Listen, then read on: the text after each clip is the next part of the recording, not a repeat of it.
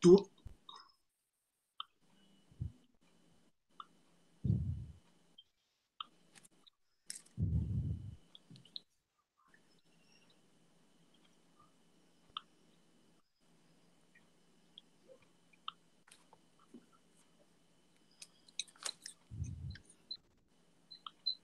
How is it? This world is not what you think it is.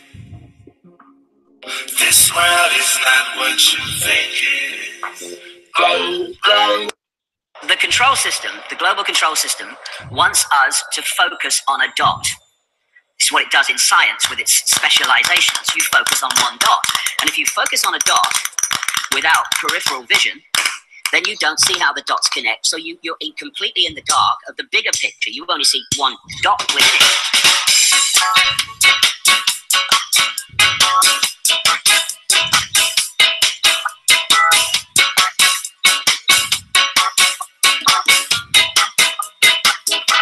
The world is a lie.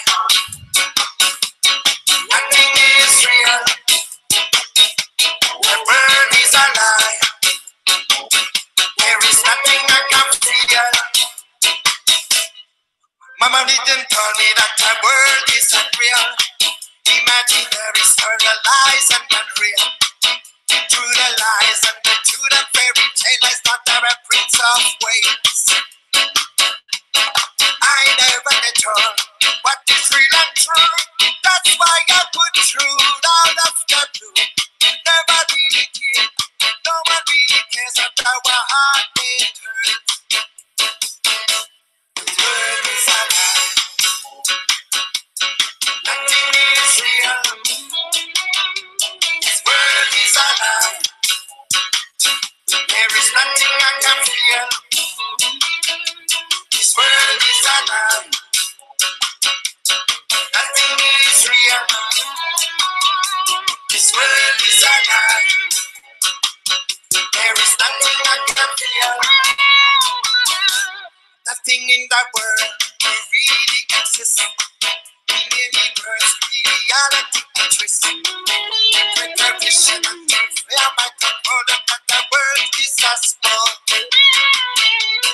So many things. The earth is the earth.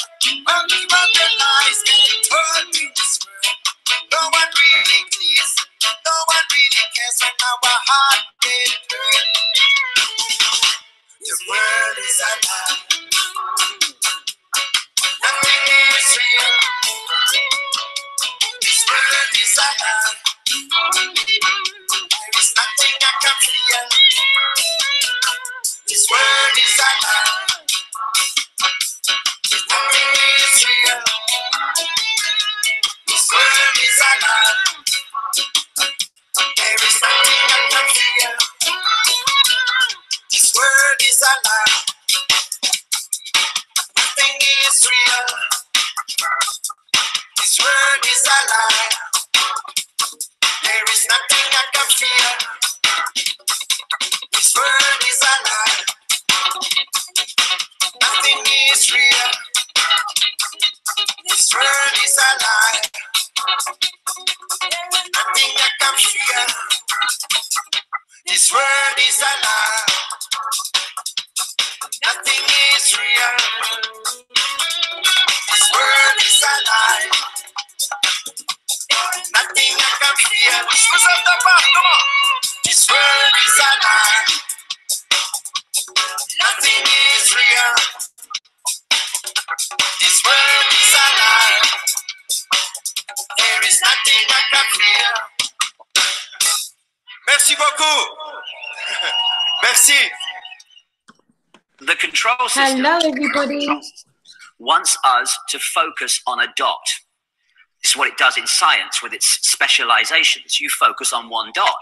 And if you focus on a dot without peripheral vision, then you don't see how the dots connect. So you're completely in the dark of the bigger picture. You only see one dot within it.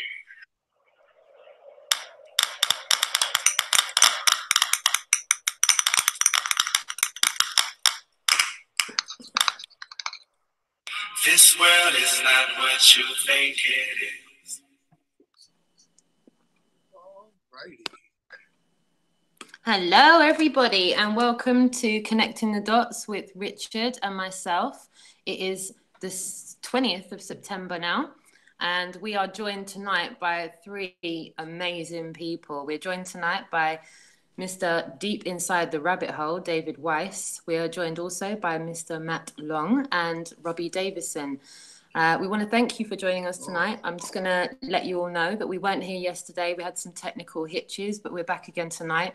We've gotten over them for now, so we're able to be live to you now. And I'd like to also give a massive shout out to Mr. John Thor for creating that amazing intro for us. Thank you so much, John. Words fail me with that. I was blown away with it. Me and Richard only saw that for the first time about an hour ago, and we've been kind of ever since. So massive thank you to you. And yeah, we're here with three awesome people. I'm going to fly over to David Weiss now, and I'm going to say hello, Mr. David Weiss. Thank you for joining us this evening. Much appreciated. Glad to be here. Awesome, awesome. How are you, sweetheart? I'm doing great. You blew me off 4 times yesterday. I was about to tell you that's it. You're done, banned for life. But you're too kind. So I'm here. Oh, bless you, my darling. I'm so appreciative of you taking the time out to be here with us. I've got quite a few questions I want to ask you this evening. I'm wondering if you will oblige me. I'm gonna kick it straight off with, I'm gonna go in there from the get-go. I want to ask you, do you think they're hiding more land? Personally, I think there is more land being hidden. There is something going on in the middle and on the outside. Mm-hmm. What proof do I have? There's lots of evidence. I have no solid proof, but they're hiding more land. They're hiding a lot. Yeah, I'm with you on that one. I believe that there's more down there than meets the eye. I don't think it's just out an there. Expanse of whiteness. Out there. We have to start referring to the land out over. The land out over. That's it. I refer to that as outer space because space is all around us, right? I've got space in my front room here. I've got space between me and my dog. And I feel like that's their biggest joke is saying outer space. They refer to it as this fictional black space that's around this fake ball. Whereas I think they're kind of doing a play on words there. They know there's a lot more space out. They're talking about the outer space. Mars is in the outer space. There's so many different ways to look at it. Exactly. Exactly. No, I'm with you on that one. I'm going for an infinite level plane. I think it goes on infinitely. I'm not sure how infinite, but I think it goes on way further than they profess it does.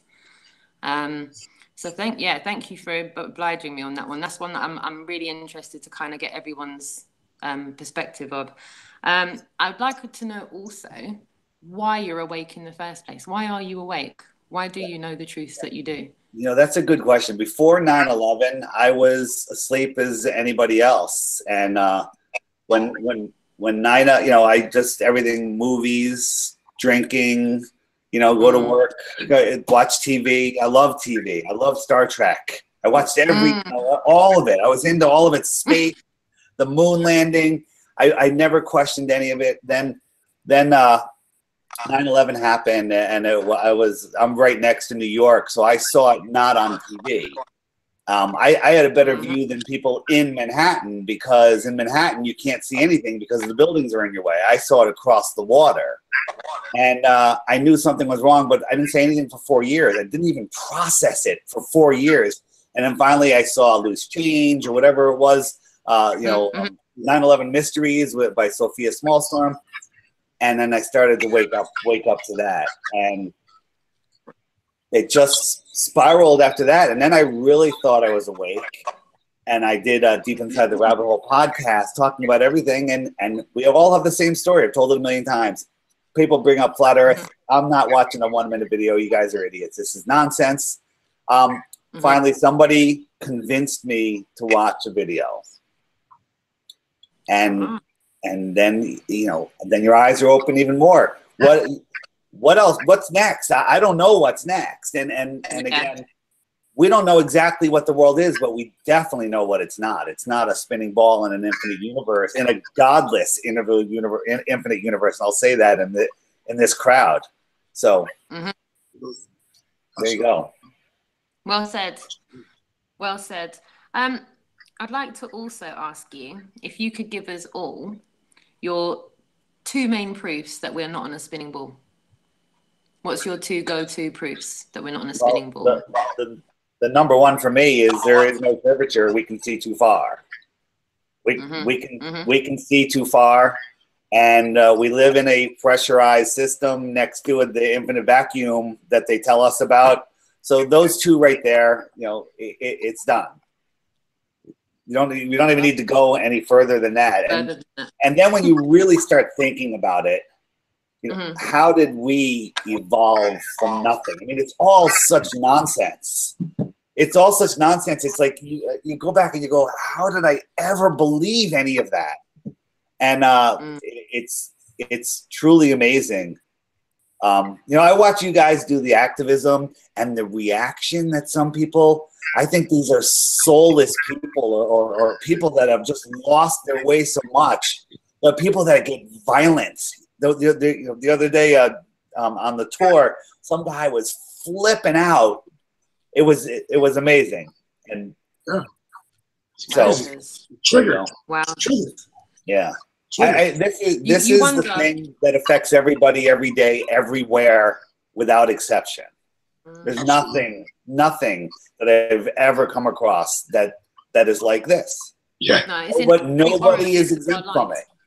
You absolutely should. Absolutely, every orifice of our life, everywhere we look, everywhere we turn, everything that we interact with, every moment of every day. Yeah, absolutely. Right. What, in your opinion, do you reckon is going to be the best way that we move forward to exposing the space agencies? All of them. The best way. I mean, there's so many. There's no best way. There's a whole. Everyone's doing their own thing. Robbie's got this conference coming on, and that's one thing. You guys are out there with your activism. The bus tour, amazing that's going on. Yes. There's just and you're not going to reach everybody one way. So you can't say everybody here. I have a carrot. Only some people like carrots. Some people like potatoes. Some people like onions. You put it all together. You add some water, some spices. Everyone's doing their thing. You got your flatter soup. And that's how you wake people up. So that's it. Yeah, absolutely. I agree with you. I think that's the best way to expose them. Once this subject becomes socially acceptable to talk about, and once the subject is in every orifice of everybody's lives, because right now this subject isn't acceptable in the coffee shop. It's not acceptable in the playground of the school when I'm dropping my kids off. It's not acceptable to talk about in the work lunchroom. It's just not acceptable to talk about anywhere. And like you said, when you do start really activating and getting out there in public and putting banners up telling people that they've been lied to, you open yourself up to the conjecture, I think, of some of the worst abuse, verbal and physical. I've been on the receiving end of physical abuse as well. Just a few weeks ago in Hyde Park, a guy lunged at me and tried to punch me in my face. And what the worst thing about it was, David, I wasn't even talking to the guy at the time. I was engaging with someone that was in his late 70s that was in the completely opposite direction. So I'm talking this way, and the guy that's standing here that's overhearing the conversation got that triggered that he wanted to physically knock me out. There is some serious mind control. There is a spiritual level to this that is beyond what even most of us realize. And but to your statement previously that that is not a welcome topic, that is changing faster than ever. Everywhere we go, if you mention flat Earth to somebody, they go, "I've heard about that. That wasn't the case 6 months ago, a year ago." Everyone's heard about it, and they're all getting open to it. That's exactly it. Would you say that that's one of the biggest changes in people's perception of this? Because that's one of my questions. What changes in people's awarenesses have you seen since personally waking up? And I think you just kind of encapsulated that perfectly. The fact that once upon a time, only a couple of years ago, people kind of didn't didn't want to entertain it at all. But the amount of times I'm now getting a response from people saying, you know what, my friends are talking about that. Tell me more, because this is all the things that, you know, my friends, they keep going on about it. Or yeah, just the other day when I was out with my friend, I've lost count now. If I had £1 for every time someone had said that to me, I could have bought my ticket to America twice over by now. Right. So from no times to a lot of times, I think that is it. You know, it's very surprising how quickly this is snowballed out to be. Someone always knows someone that either knows the Earth's flat or is talking about it. They say that you need to be shown an ad, you know, X number of times before you'll purchase it or before you'll look into it. And flat Earth is everywhere. Negative, positive, you know, as Mark Sargent says, it's all positive as long as the word flat Earth is getting out there.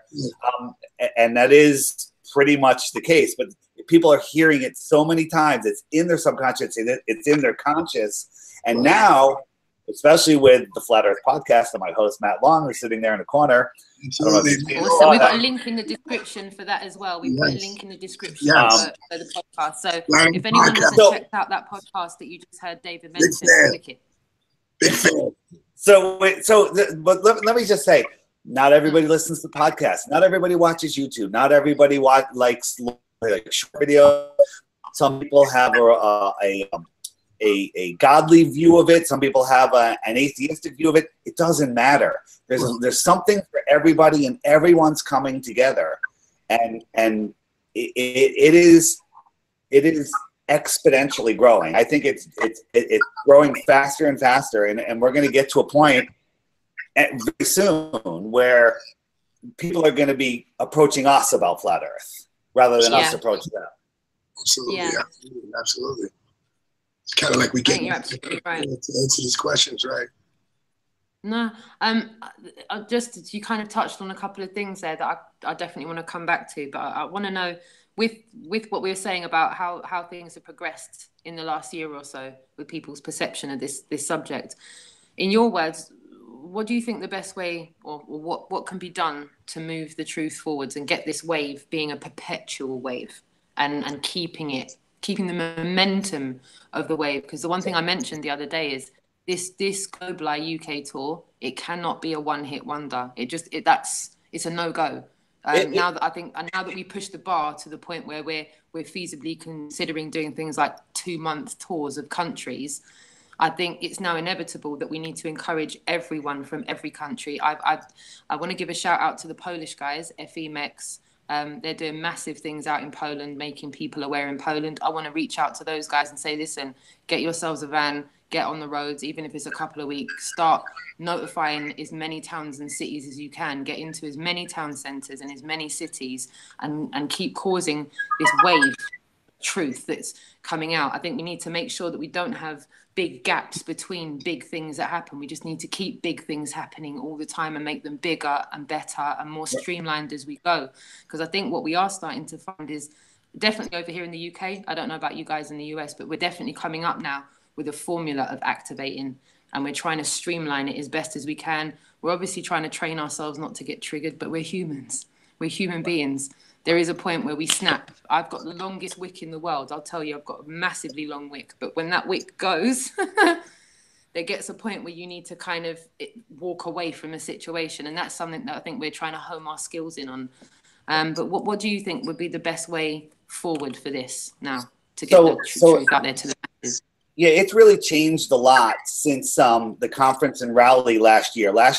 And I say it again this year, the conference for us, the people that are going, it's a giant meetup. It's a meetup where we get to meet the people that we've seen, some of the, and make these personal relationships. But it's 5% learning new stuff there, but it's all about the relationships and exchanging ideas and sharing that energy and getting the courage to do more things. When you go, I always say it's preaching to the choir. Like these hangouts, everybody that's watching this hangout, I would say 99% of them or more are flat earthers already. So we're preaching to the choir, but guess what?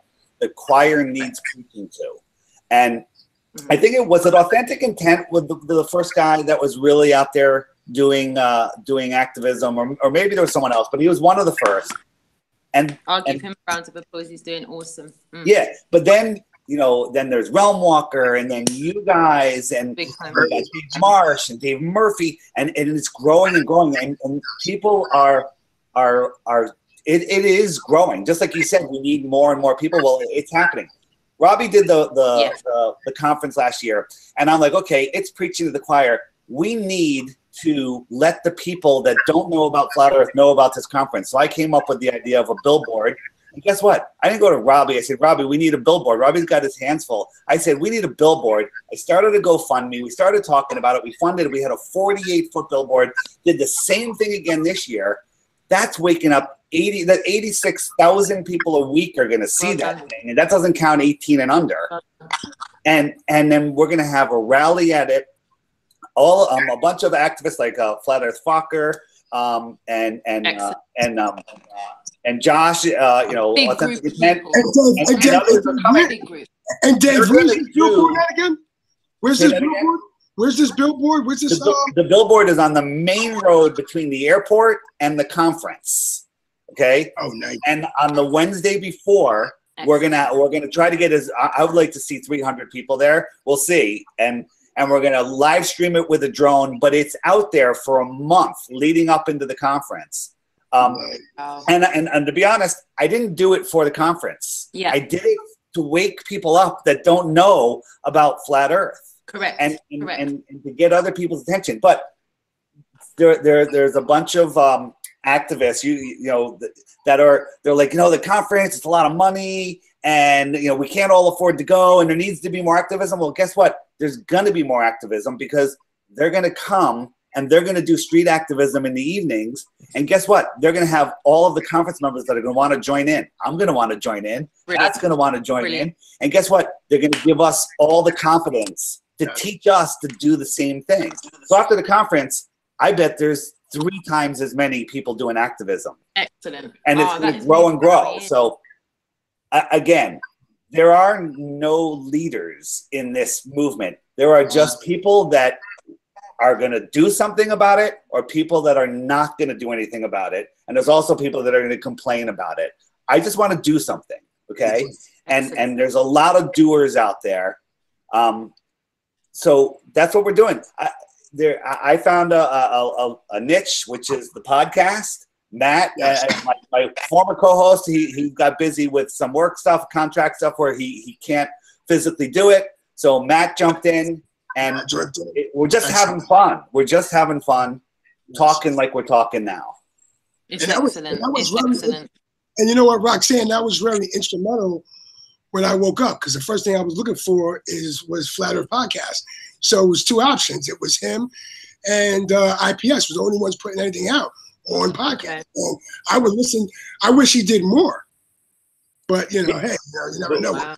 We all, as you know, we all have lives, and you know, we need to stay in this matrix of control somewhat to survive. So absolutely. Well, unfortunately, we can't completely take the other foot out of it, or we'll lose our roofs over our head and our ability to feed ourselves straight away. Right. So I feel you on that one. I think that's the only torturous bit about waking up, is that you can't actually fully come out of the system that you're in. You still have mortgage payments, you still got rent, gas, electric, everything still needs to be paid.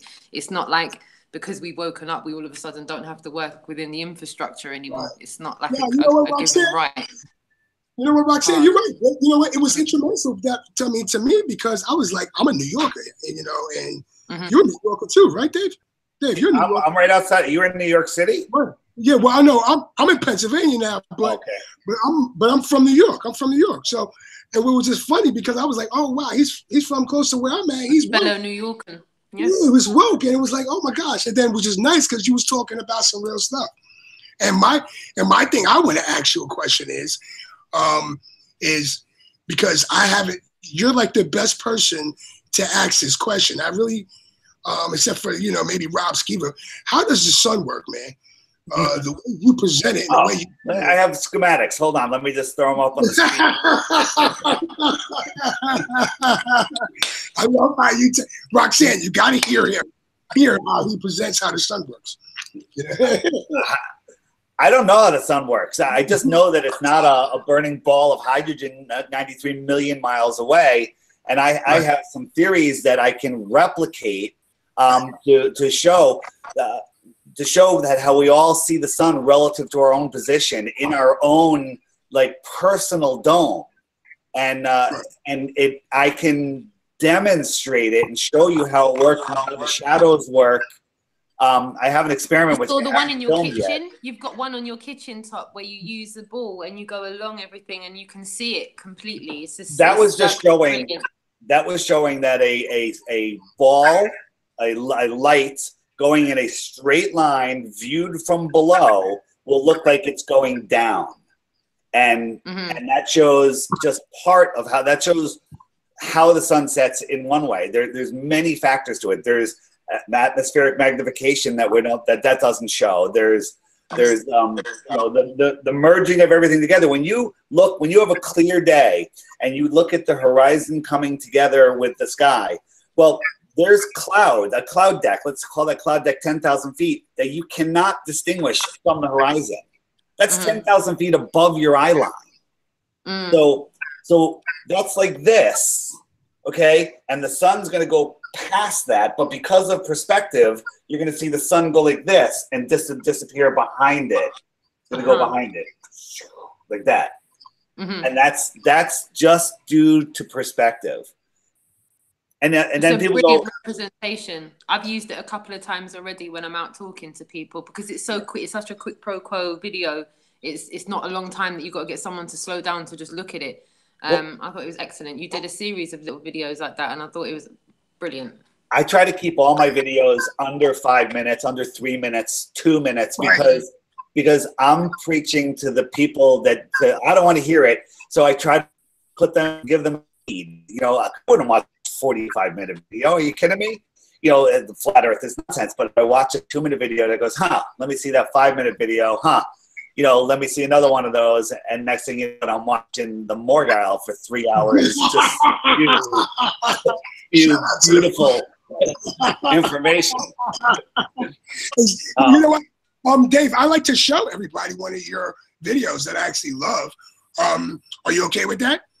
Yeah, please. Are you okay with that, Roxanne? Yeah. Can I ask a quick question? Can I just ask a quick question? I just need to ask Richard Lopez a question. I cannot see the chat room at all. I just need everyone to know I'm in this hangout on my mobile phone right now and I don't have another device to see the chat room. Could you do me a favor, please, Richie? Could you give, if Bling Bling of the ISS is in the chat room, which I believe she is, can you give her a wrench, please? Because she needs to handle something real quick. Who is it? Bling Bling. Can you see Bling Bling of the ISS? Is she in the chat room? I can't see that right now. Give me 1 second. I'm not in here. It's all right. I just need to handle something real quick. Okay. I really didn't mean to just bring the conversation to a halt. I've just had a message. It's just popped up on my screen, but I need that to be handled. Thank you, Richard, darling. Just in your own time, whenever you get a second, if you can do that in the background. But massive love and respect to everybody in the chat room, everybody that's tuned in. I really appreciate you all taking the time out to listen to us this evening. And if there are any mods in the chat room, thank you to the job that you guys have been doing so far. But I would just stress, if the mods can make sure everything is calm, cool, and collective in that chat room, our guests are our first and foremost priority. Okay, and you know, if our chat room gets out of hand, we expect it to be handled. So much respect to everybody that's tuned in, but just for everybody's information, I cannot see the chat room. I haven't been able to see it since the beginning of the hangout either. As I said, we had technical difficulties yesterday and I've had to come back in on my phone. So massive apologies to everybody, but I just needed to have that said. And yeah, proceed. Cool. I like to play. Shall I say that? I yield the floor. I like to play a video of one of Dave's videos. Awesome. Awesome. A lot of people sit back and enjoy, everybody. Right. I want a lot of people to know out there. We have a lot of people in the UK. I want people to know who David is and what he does. Let me see. Let me get this going. Excellent, Richard. Thank you. Yeah. Brilliant. Wonderful, darling. So, can you see what I'm seeing? We sure can. Awesome. And make sure you guys check out his channel. Descriptions in the link.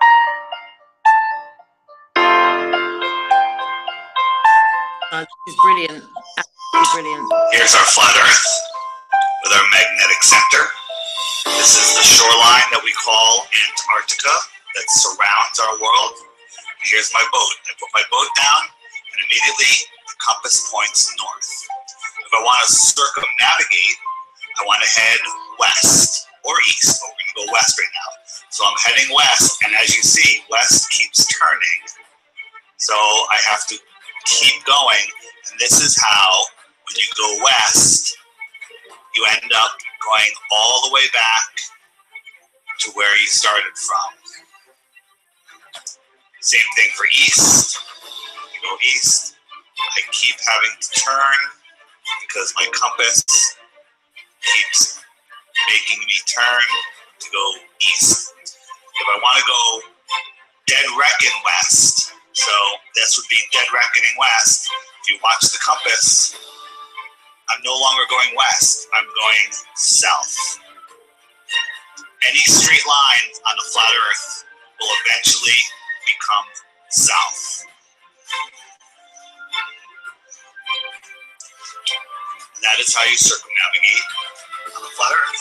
Nobody can circumnavigate south, because when you go south, you keep on going.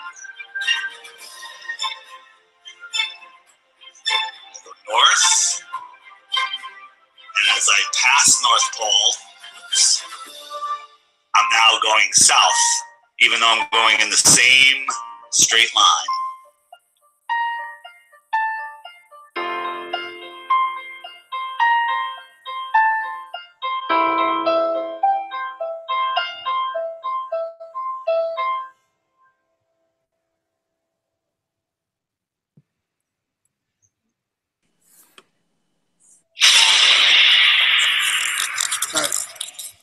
Do you know that is the only video where I speak? I think it's the only one that I speak in. And I did it, I came up with the idea and I recorded it in one shot, and I literally did it in 20 minutes. Loved it, man. That's one of my favorites, man.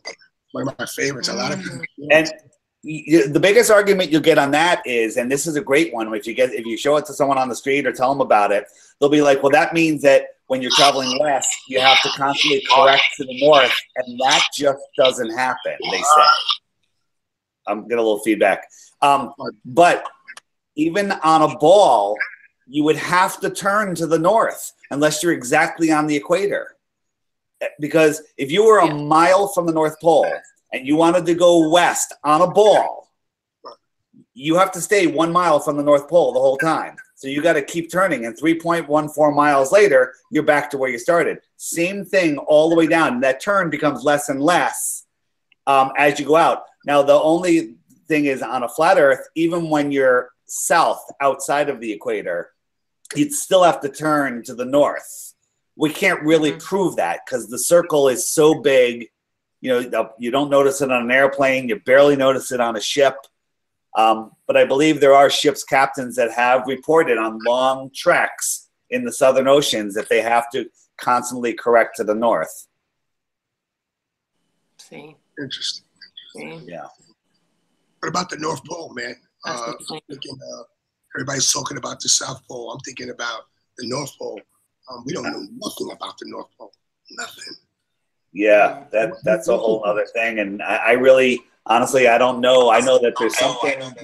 Here's the mind control in the North Pole. And everyone saw the same video when we were in school, National Geographic. They showed us the guys that went to the North Pole, and they hiked there, and they're freezing. Their beards are frozen. Their noses are frozen, and the cameramans are filming them. They get there, and it's dark. It's a 40 below zero, and they're freezing. They're like, "Yay, we're here!" And then now they, their dogs are dying.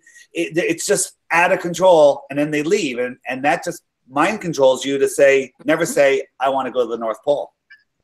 Correct. I think it's total nonsense. Correct. There, and there's reports of of warm stuff going on there. I mean, even for me, when I woke up this morning and I put my British Brainwashing Corporation channel on to look at the fake news. And there was 3 ladies, probably in their late 60s, that were on the morning show, talking about their trek across Antarctica that they're going on. And to train for that, they're dragging around 3 car tires every day for a few miles, priming themselves up for the biggest journey of their life. And meanwhile, they were sat there on the fake news talking about this. They had constant pictures of the globe behind them and like pictures of Antarctica. And this was simultaneously talked about with this rocket going over the planet to survey Earth's ice. It's like they constantly have to reaffirm the bullcrap, if you will, of the perpetuated criminal lie that they're constantly pumping out to people. Can I ask you guys a question, and can I ask everyone in the chat room a question as well? What do you all think the 3 most important subjects, other than the fact that we don't live on a spinning ball, are to be talked about? What would you guys say in your opinion? Matt, why don't you say something? You haven't spoken up yet. Yeah. Hi, Matt. Hey, how are you guys? Hello. Can you guys hear me? Yeah. Yes, Okay. we can. He's not signing no autographs tonight, ladies and gentlemen. For me, just the notion of truth is super important, and the pursuit thereof. And the thing for me that gets in the way of all that is the slavery that we all exist in, and that slavery to the system that you referred to earlier. And so if I had to pick 3 things, they would all be related to pursuit of truth, debt, and slavery. And I think the combination of those things wear people out to the point that they don't have the energy to actively pursue truth. All they have the energy for is to passively absorb something on Netflix or on BBC or on Fox News or on CNN, because they're too worn out in order to look into, say, I don't know, the nature of existence. Maybe that's a little bit important to look into. So for me, that's it. Yeah. I guess for me, it would be, exposing the world's lies. I think it's really important when people, understand the level of deceit, the lies that is in this world, the reality that evil men do run this world of the highest elite powers.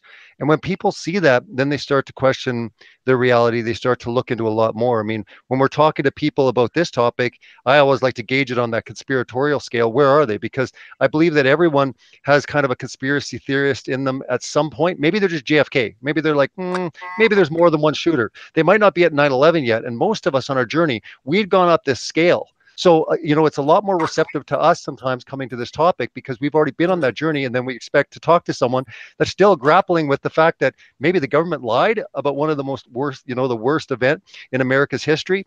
So for me, I think it's really looking at the world and understanding that, it's not good governments that run this world. It's very, very evil men that have planned and conspired for a very long time to do a lot of damage and portray a lot of lies when it comes to this world.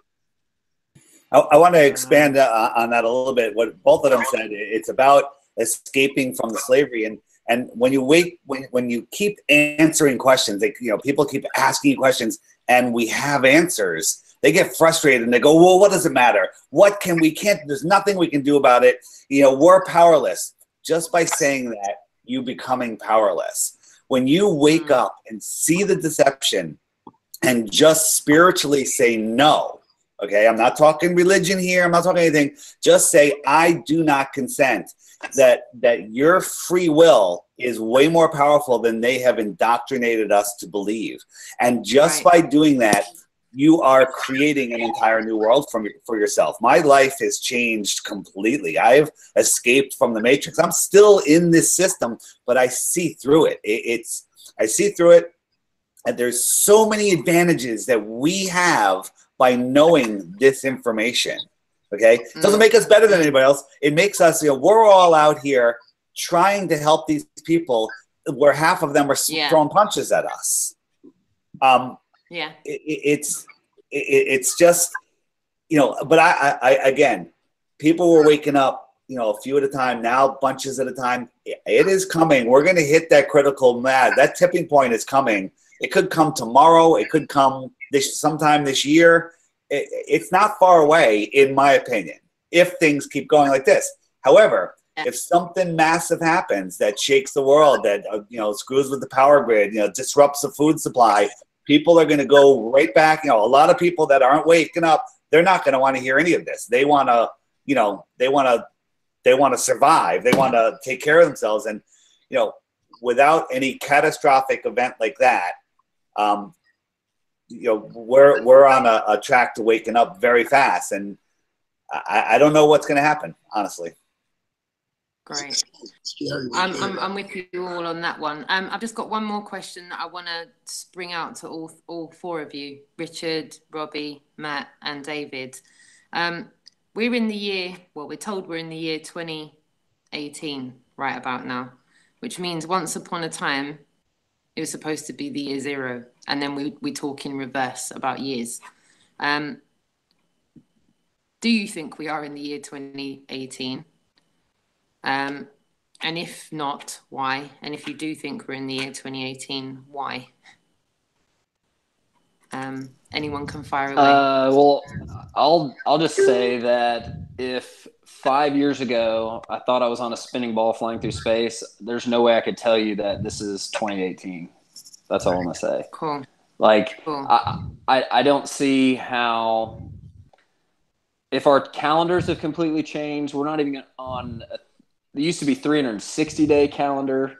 There are a lot of differences between the time that we observe today and how it was measured before. And I'm really anxious to hear Dave's answer on this, because I know Dave's pretty passionate about that kind of thing, including maybe even the shortening of days and position of the sun. I'm going to set him up for that one. Cheers, Matt. Thank you, darling. That was a great answer. I have no idea how old the Earth is. When I used to believe we lived on a spinning ball, and wouldn't even hear what any religious person had to say about anything, wouldn't even entertain it. And I would hear that some people think the Earth is 5,000 years old. I'm wondering if it's less than that at this point. I don't know. I really have no idea. I would actually turn to hear what Robbie has to say, and Matt, because at least they have some reference to go by that, whether you want to believe it or not, it's more than I have. I would look at the population. If you actually look at the worldwide population and you trace it back, it does kind of follow back to what the Bible accounts as the worldwide flood. And the worldwide flood, interesting enough, is basically told in many different cultures and civilizations. If you actually look at it, there's the account of a worldwide flood that took place. Now, science likes to combat that, come against it, say it never happened. But I find it incredible, just like we see, the drawings of dragons and different, ideas within civilizations. So for me, you actually take the population, we can't get a world, of people being around for millions of years like science tells us. So I really don't know what year it is, but what I'd say is when I see the scientists coming forward and saying there's no debate, we already know that we've been here for millions of years and there was primates and you evolved from apes, and I am going to go the exact opposite. And what I love about it for me personally is when I look to the Bible, I completely see the truth, what I'm seeing with my senses, what I'm seeing with all the evidence that's coming forward, even with people that don't believe in the Bible, they're going out and doing experiments that support, my belief in that book. I don't even think that at this point the worldwide flood is even arguable. There's so much evidence everywhere. There's buildings their bottom floors are buried, and they're discovering them. Some of them are dug out. Even in New York City, there's buildings. There's no question. And is it on a cycle? Personally, I believe it's on a cycle. Are we getting near the end of that cycle? Maybe. Never know. I don't know. Yeah, I'm with you on the cycle. Before I woke up to the Earth being flat, the whole reason that I even entertained the subject of Nibiru was the 3,600 or 3,400 elliptical year orbit because I always knew once upon a time they're telling us it was year zero, and to accept is that it was in reverse years before then, and we're not ever given the number that it was before it was zero. We're never told what number the actual year was before it went to our common knowledge of zero. They're not telling us 1 BC was actually the year 3,469, and then it was zero again. So the fact that we as human beings were even happy to walk around thinking we lived on a ball and still can't question that properly, I think there was a serious problem even when we were asleep. I feel that that was a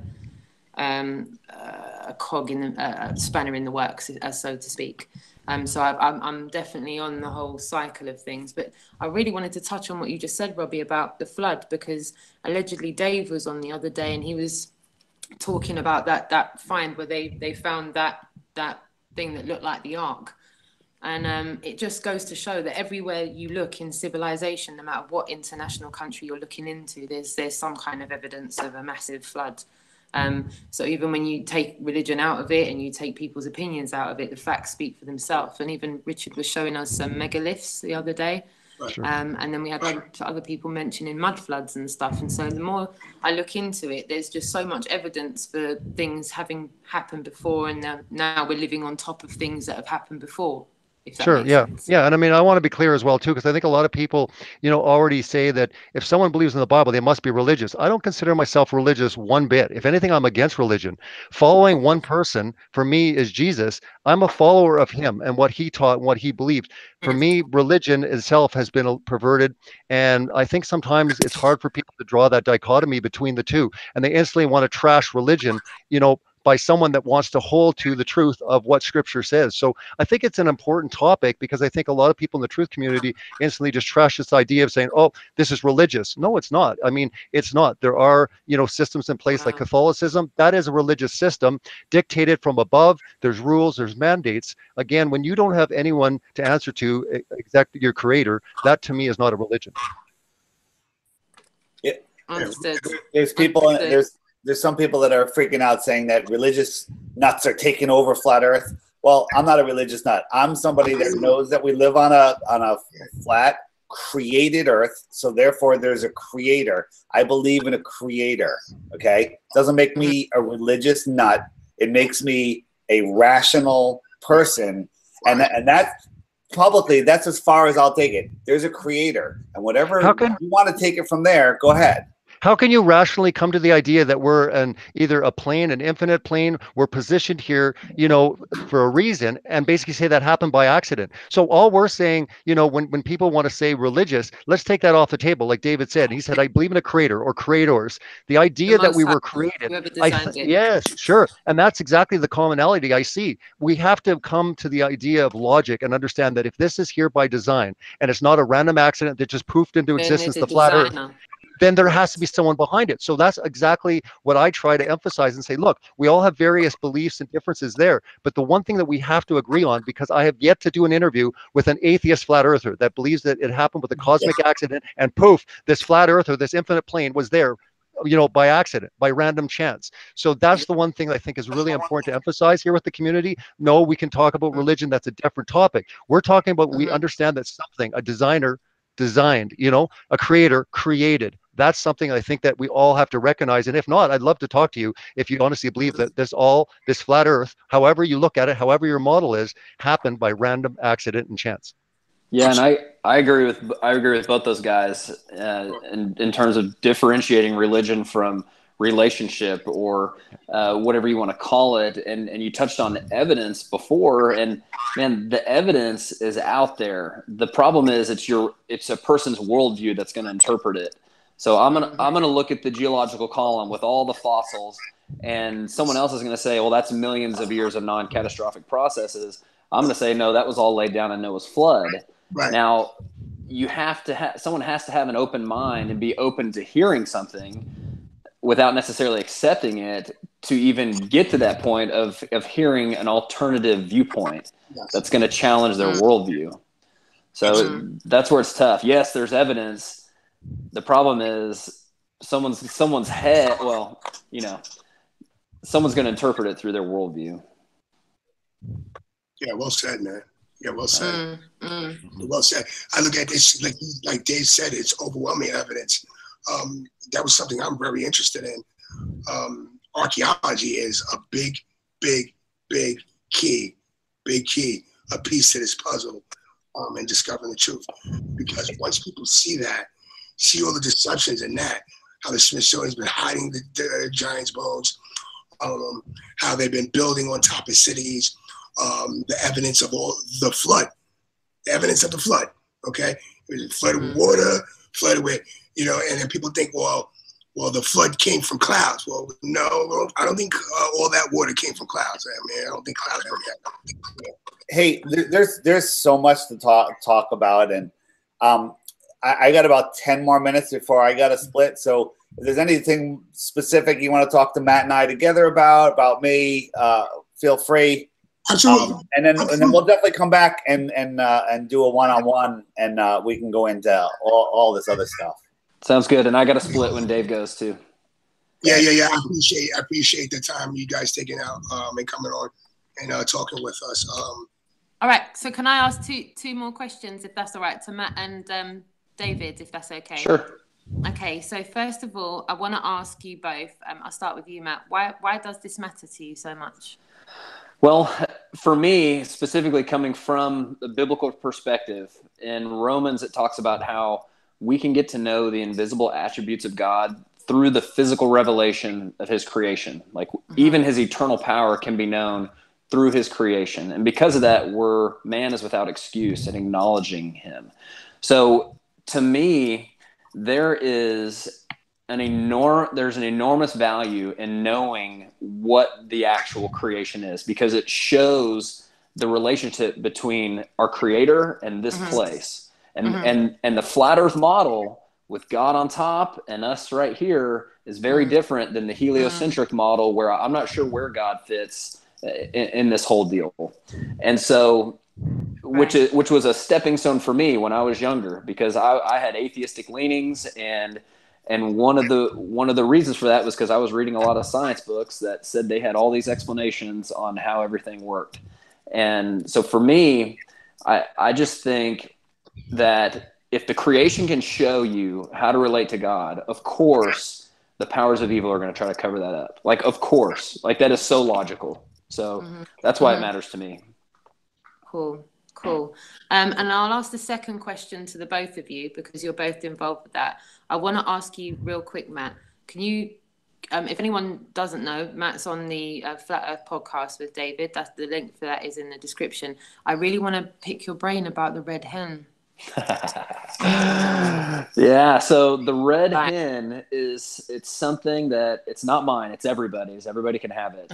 Okay. If you go to the flatearthpodcast.com and click on artwork, the logos are there. Okay. But the idea behind the red hen was, if you watched the red hen commercial, it was a combination. Okay, so it was a drink combining Red Bull and Hennessy, red hen.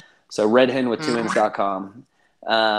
And the idea was that kind of create like this subcultural flat earth deal where someone could wear a red hen logo and another guy could recognize, like, yeah, that's a flat earther, without them wearing a flat earth shirt or flat earth something. So I'm encouraging people, use the red hen, use it however you want, bumper stickers, t-shirts, hats, whatever. The commercial that Matt made it uses the Hennessy commercial, which shows the balloon going into the firmament. And then the Red Bull, which is the proof that everyone uses that the Earth is a ball, which is just complete nonsense. So every time I watch that commercial, I just love it. But the idea is if someone wants to forget about flat Earth, like if they've been caught up in all this mess, they can drink themselves a red hen. They'll immediately feel the spin of the earth again and pass it clean out, wake up in their old reality. Because it's 66.6% alcohol by volume. That's correct. we have satanic Nazi magicians at NASA that mix it. Then we bottle it, we send it out, and we're just trying to help people.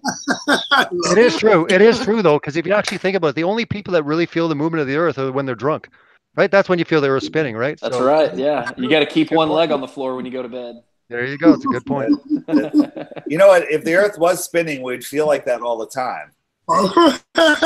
Exactly, right? Wow. Look, my question. We Do would. you have any other?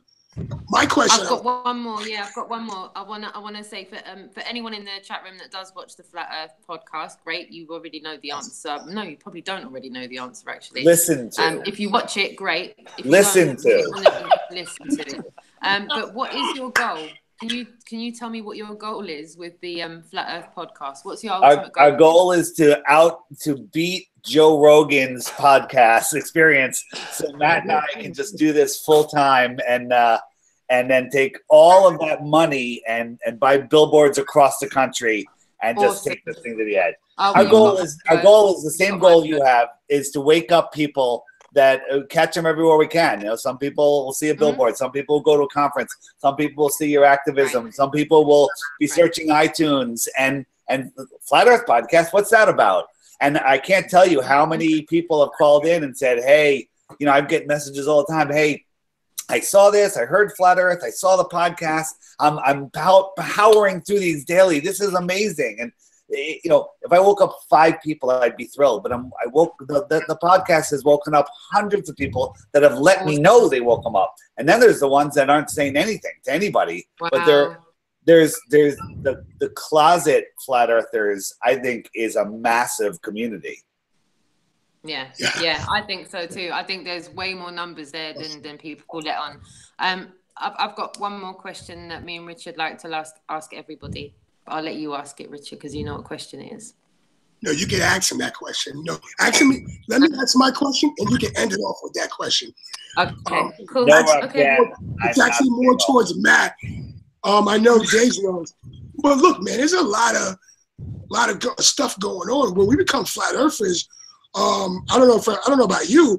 We start to I'm skeptical about everything. I tell people all the time, there's no person more skeptical than a flat earther. Now, this whole QAnon thing is going on. A lot of people know about it. I heard you actually talking about it. And I was like, you know what? I'll be perfect, because when Matt comes on, we can ask him to give us the lowdown. Because when I saw a commercial, it looks like a get out and Trump vote 2020. You know what I mean? So break it down. You know what I mean? Because I don't know. Is Trump behind leaking out some of this stuff? I don't know. The way I look at it is, it's all theater. I don't trust nothing. It's all shenanigans, charades to me. What's going on? Can you let us know? So I have not spoken with Q in a while, but no. I'm skeptical about everything too.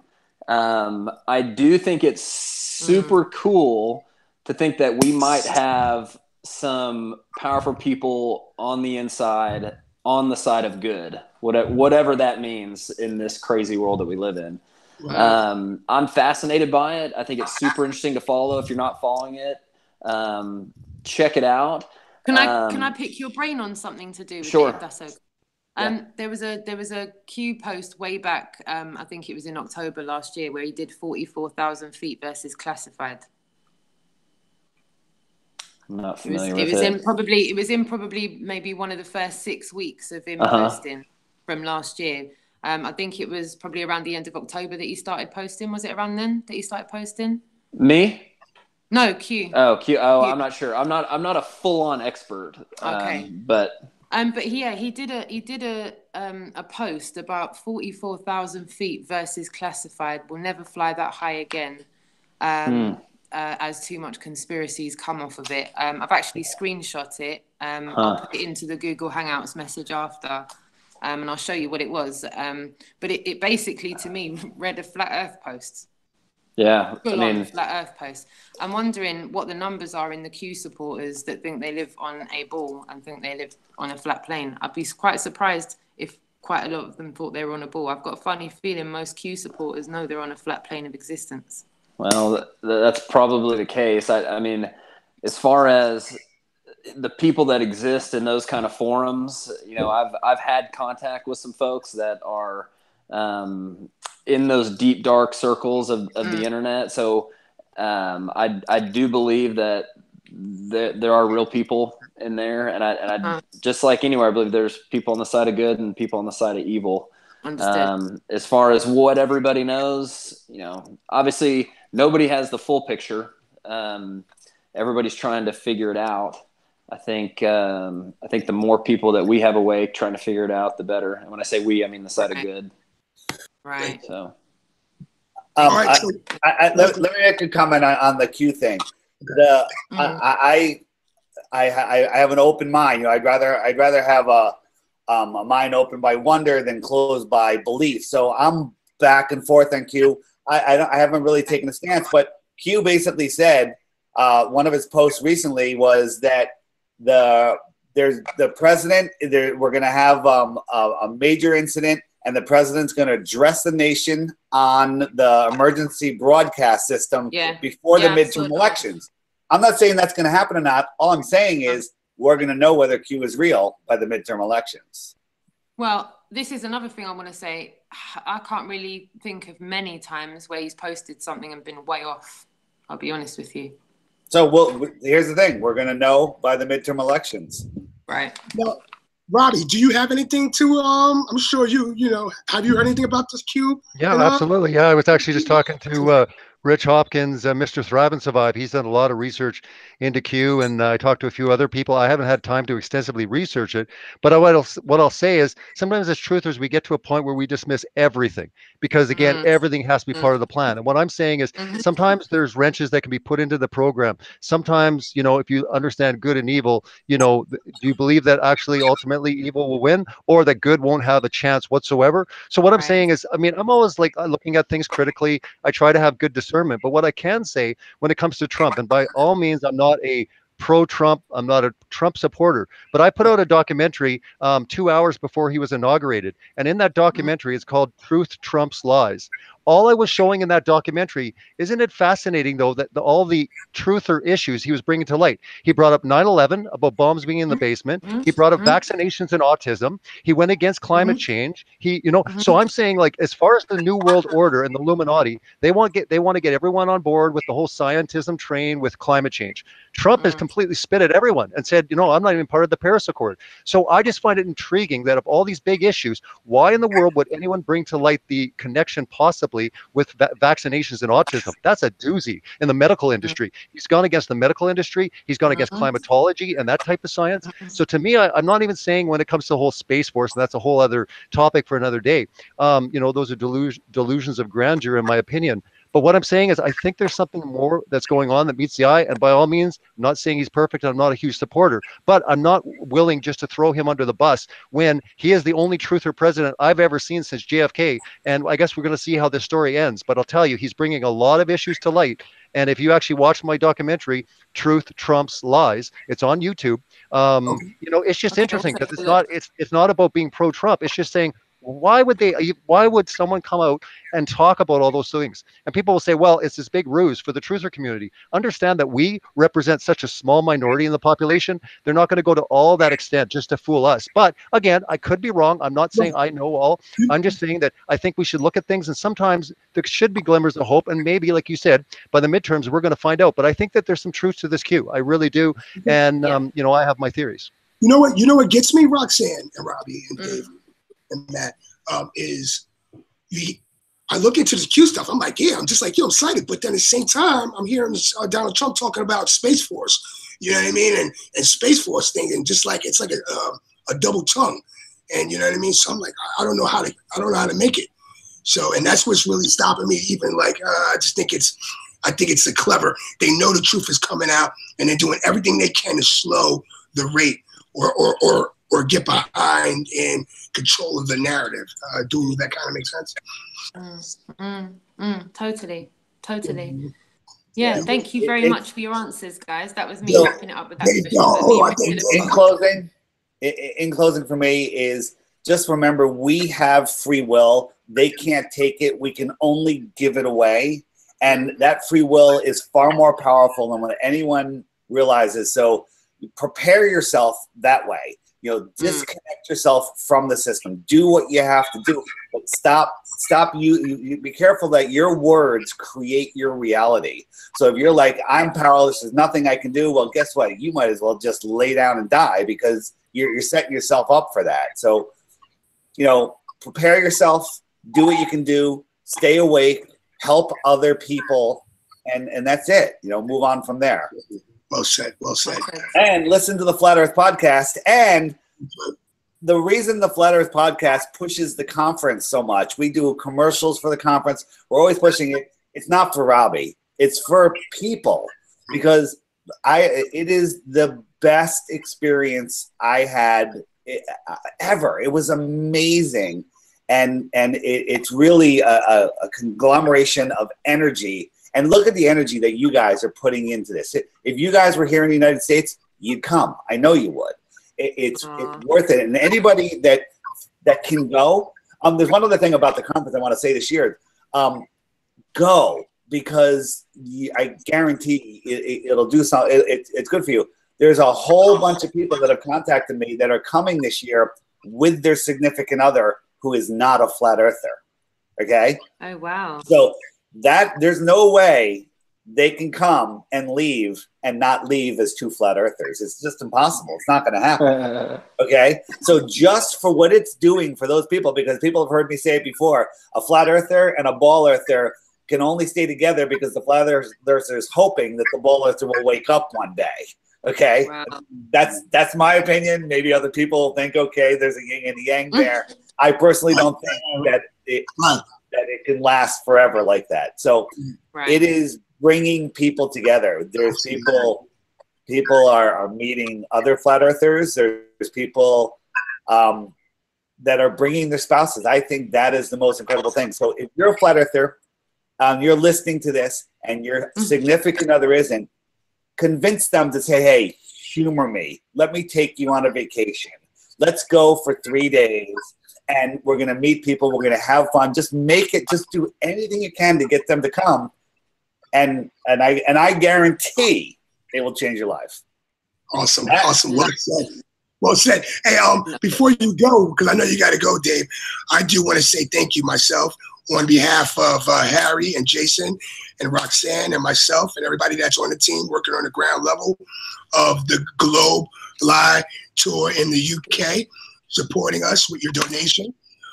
For that, Jester, me and Roxanne decided that every time we go live every day, we're going to put Flat Earth Podcast in the description for that. And if you give us a Flat Earth Podcast sticker, we're going to send it to Harry and Jason to put it on the trailer. I'll send you some. I have some new ones coming. Okay, I just wondered. Awesome. You can send it to Roxanne. I just want to say thank you so much for the love. I appreciate that. And it's the same thing. We'll put the link in for the Flat Earth Conference as well. And here's another thing we all have in common. We're doing this just not for our own benefit. We're doing it to help other people see what's going on. Yeah. And you know, the people say, oh, you're doing this for the money. You know, you're selling T-shirts. People are like, hey, I want a T-shirt. I'm like, here, make your own T-shirt. Buy this T-shirt. My T-shirt money, I don't get any of that. Any of the profits, they're going to, they doesn't go to me. Okay. This costs money. Okay. But it's not about that. It's about waking up the world for our children. You know, I have kids that have to live in this world. Right. And I'd have to live in this world. Forget my kids. What about me? Right, it's a good investment, absolutely. One more question, if I could, just before you go, please. Right. For you, like to ask everybody, right? But you want to say hi to Paige? You want Paige to come say hello? Hey, Paige. Hi. Hi, Paige. Hi, darling. Thank you so much for your patience. I promise, just one more question. If you and Matt could please do us the honor of telling us something that we don't know. Yeah, tell us something that we don't know. Oh my gosh. About us? About the truth, about you, whatever you want, you pick it. Yeah. Dave, go first. Dave, go first. I'll tell you something about Matt. Matt. You can say it. You can open that file up, man. Let us know something. Matt is I don't know. Matt, Matt met somebody in Flat Earth that he is very much in tune with on every single level, and who knows what will happen with that in the future. He's flat out love smacked. He's love smacked. There you go. I know what will happen with that in the future. I'm going to make sure of it. I have something. My son is coming to the conference this year with me. Awesome. My kids know that the Earth is flat. They don't really talk about it much, but behind my back, they talk to their friends about it. So he's coming to the conference, and some of his friends, and my daughter was coming, but she's tied in the Matrix that week and can't escape. So that's going to be a real lot of fun for me in Denver. So just to piggyback on what Dave said, yes, I've met someone, and it's made me realize that Flat Earth is a must amongst single flat earthers. Like, if you're starting at that point, you just imagine where the conversations go from there if that's where you're starting. So, I would encourage anyone to not settle, and especially in that area, because it can make for a pretty incredible relationship. But here's the thing. You can have somebody that's not a flat earther, that everything is perfect, but they're not a flat earther. Well, the chances are, if they're smart, you can help introduce them to flat earth and they can become a flat earther. So that's your goal anyway, whether you want to be with that person or not. The goal is to wake every single person up to flat earth. That's it. Whether you're with them, you're passing them in the street, you're buying your vegetables from them. So that's it, and never give up. I'll tell a quick story right here. I go to the farmer's market every week, and this where a friend of mine who's a flat earther was there talking to me, and this one woman that's in the stand where I buy my honey, she's like, who are you? What do you mean interviews? And so we told her, and flat earth, and she's like, okay, I'll look into it. And then a week later I go back and I said, so what did you think? And she goes, well, I don't believe the earth is flat. I said, why? And she goes, well, because because the globe earth has been shoved down my throat since birth. So the earth is a globe. And that was it. She didn't want to hear any more. The following week, she comes back, she goes, the strangest thing happened. My 12-year-old daughter came up to me and said, hey, Mom, have you ever looked into the flat earth? And wow. And so now they're talking about it. She wants more information, and now she's coming around. So it happens. The chances are that if you have a relationship with anybody, you can turn them into a flat earther, and it's happening faster and faster and faster. So, don't look at someone and go, oh, they're not a flat earther, I'm skipping them. You should do that. No, you should do that. That's what I'm saying. You should do that. I can vouch. You should totally skip them. I can vouch for being with my partner when we were asleep, and I can vouch for waking my partner up. And after I woke him up, he proposed. So there you go. He made a commitment after we were awake. So I'm living proof that you can bring your partner from your sleep life into your awake life. It might take a little bit of effort. No, not a little bit of effort. Actually, a lot of effort. A lot of time and a lot of patience, but you can get there. It's amazing. There's hope for us all. All right. That is good. We'll talk again. Thank you so much. Definitely. See you, Dave. See you, Matt. Hey, Rob. Thank you. Sorry for jumping in. It's all good. Good to see you guys. Thank you. See you, Robbie. See you, Matt. See you, Matt. Bye-bye. Yes, and thank you, Robbie, for your patience. Guys. Thank you so much. Much appreciated. Absolutely. I'd like to I'm going to bring him in with Robbie's video. You want to introduce Robbie? Or you want me to introduce him? Yeah, you can do this time. Okay, Robbie Davison. Here's all the links in the description. Most of you guys know him. For the ones that don't know him, excellent stuff. I'll tell you a little quick story. When I got this, when I woke up, I got woken up. I started listening to him. It was great stuff. I was trying to get my mother to wake up. I was trying to get my mother to wake up, and it was hard. She was really, really hard. She was like really a tough nut to crack, right? Mm-hmm. I got her to watch Robbie. She loved it. Then she's watching Robbie and Rob Skiber. She loved it. She goes to me and says, I'm a flat earther. We don't live on a ball. And I just like was in tears. So thank you very much. Thank you very much. Thank you, Robbie, for doing that. I appreciate your work. All the links to his channels are in the description. He also has Flat Earth conferences coming up. We're going to get to talk about them and his new book. So let's go here and show everybody. Can you see everybody what's going on? Yep. Can you see everything? Awesome. Mm-hmm. So let's play this real quick so everybody can get to know what's going on with Robbie's book.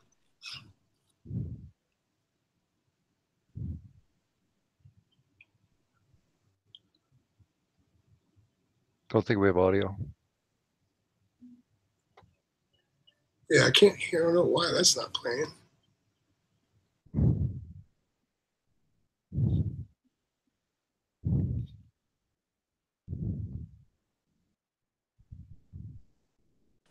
There's no audio. Do you want to check your control room? There's always some kind of technical difficulty, isn't always, it? Always. I did an interview the other night and we had a lot of technical issues, so I totally understand. Yeah. No worries. Well, no, it's all right. Okay, let's try again. I don't know why. I don't know. There's no. Oh, here it goes. Sorry. So is there something here in the we middle? Go. Sorry. Excuse me, guys. Oh, it's here, Sophia. I think it's here. Uncle. Oh, look what it is. Oh, it's the proof copy for my new book, my first book, Scientism Exposed. Wow, it's here. How does it look? Let's see. Oh, wow. Here it is, the proof copy. This means that we're going to be ordering the books and they're going to be shipping out at the end of September. I believe that it's already on Amazon as far as the Kindle, and the paperback will be available here soon. But anyone that got the pre-order of the special autograph copy, and it's going to be numbered, it's going to be shipping out by the end of September. This is good news, though. This is the proof. Oh, look at this. It's here. Look at this, a sneak peek for everyone. This is the first time seeing the book. Wow, I just wanted to make sure I got a proof copy. You got Sophia running around.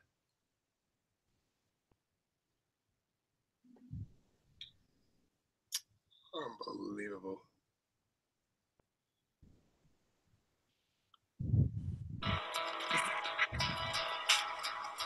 There it is. What if there has been an agenda to keep people from the truth of God? What if everything modern day science has taught you about your origins is wrong? Make no mistake, the very foundation of all mankind's knowledge depends on what is believed to be the truth about the origin of all that exists. Scientism Exposed is the long-awaited book written by Robbie Davidson based on the two highly successful documentary films, Scientism Exposed 1 and 2, uncovering the spiritual agenda and deception with the scientific worldview that many teach today as proven truth and fact, and where it's all leading to. Scientism Exposed, hiding the true creator of creation. Available on Amazon and at www.celebratetruth.org.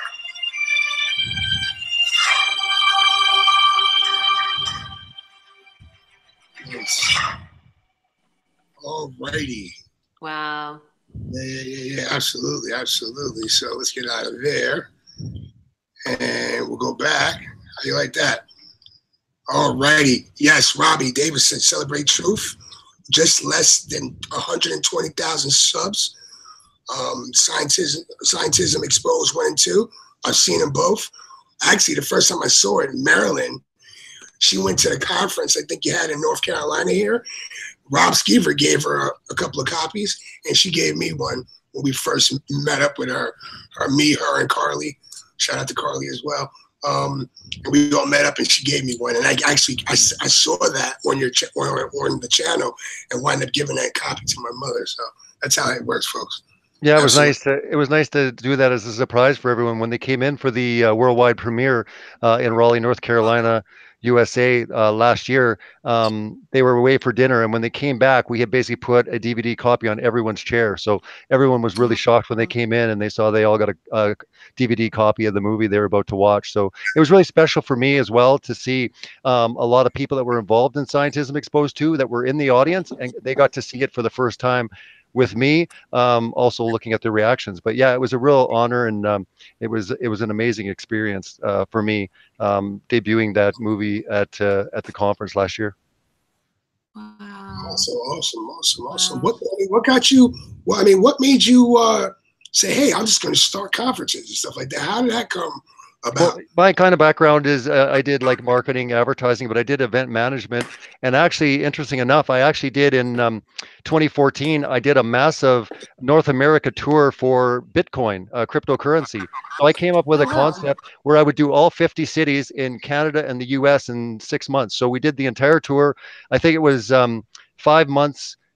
We did 50 cities, pretty much every major city in Canada and the US. And it was just basically bringing awareness to cryptocurrency and this whole thing called Bitcoin back in 2014. So, you know, I did a bunch of event management before and marketing. And so I've always looked at ways, I mean, part of my journey is not just to celebrate truth, doing my channel and the stuff, you know, for my audience and where I feel called, but also I want to do something bigger for just the community as a whole. I want to see this, you know, reach more mainstream. And what I say to people all the time, not that Flat Earth wasn't real before, but what I'm saying is for people that are sitting out there, the media, people that are sitting on the fence, when they see it get off of online and they see it, like you said, doing the great tour that the Global Eye is doing, I mean, that's coming into different cities, right? When it actually moves offline and into buildings or into meetups or Real into, life, so yeah, and I knew that it would take a different shift at that point. Like once the first kind of international Flat Earth conference was kind of established in the media's eyes, they're like, well, wait a minute,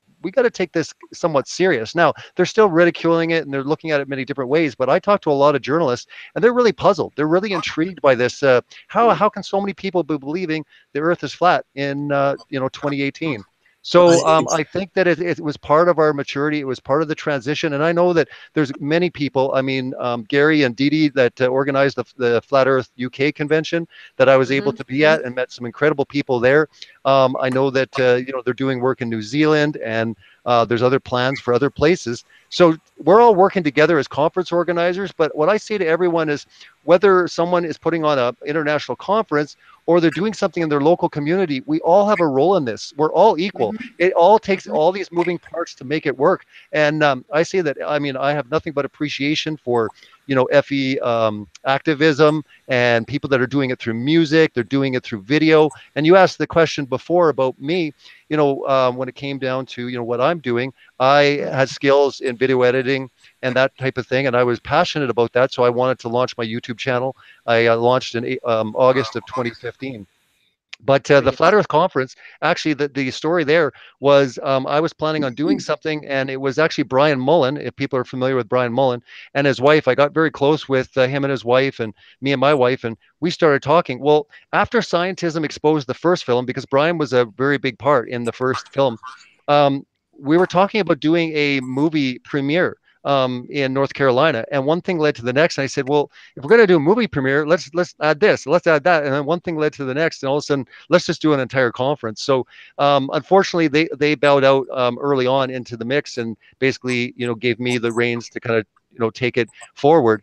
But what I've said when it comes to my work and Celebrate Truth as Robbie Davidson, but me as a conference organizer, I want everyone to be clear that even though I am a Christian, it is not a Christian conference. And a lot of people will say, oh, well, there's a heavy Bible leaning. Well, I'll tell you what, if you know some good Muslims that are doing solid work with Flat Earth and the Quran, let them reach out to me, because maybe one year they'll be up there doing a session called Flat Earth and the Quran. So what I'm saying is, We've definitely come across some at Speaker's Corner. We've actually had some Good. Muslims that have done Good. full 360s So if they're and come around and good. activated with us as well. Good, because if they're doing significant work, in flat Earth, and again, and this is the secondary thing, is if they're looking at the big picture, they're not infighting, they're not putting out videos against each other and calling each other shills.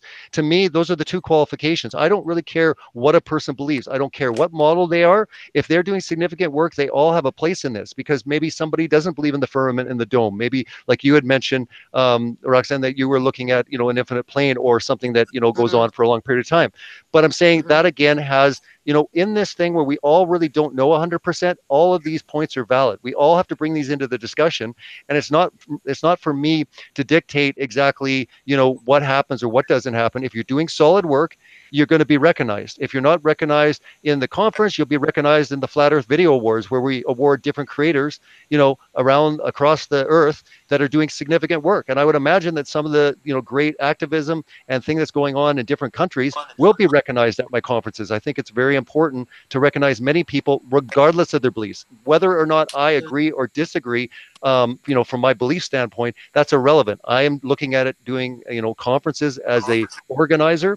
But again, if you want to talk to me about Celebrate Truth and what I do on that channel, that's very strongly biblical minded. That's my audience. That's who I cater to. And we all have our different audiences. And I say that's really important to understand, that we have an audience. Everyone has been called to a certain audience, and you can talk that talk. I can talk the talk to my audience, and I think it's incredibly important. And for people that are looking, to learn more about, the Bible and what it has to say about the, the reality of the earth and creation. So to me, it's a very significant and important time. Well, it's actually good because of what the kind of work that you and Rob Skiba are doing. I have the ultimate respect for you guys. It's a different aspect. You guys are kind of like some of the first people to actually wake up to a new interpretation of what the Bible actually is, and actually what are, a lot of it actually, just a whole different idea of what the Bible is. And for people, you guys are really special to help, people make that transformation and say, hey, the Bible in a different. Could you explain some of that? Like, because you, Sure. I know we were talking about it earlier, but you were, how do you deal with that? How do you deal with dealing with this group and dealing with that group and be able to manage everybody, get them to all like each other?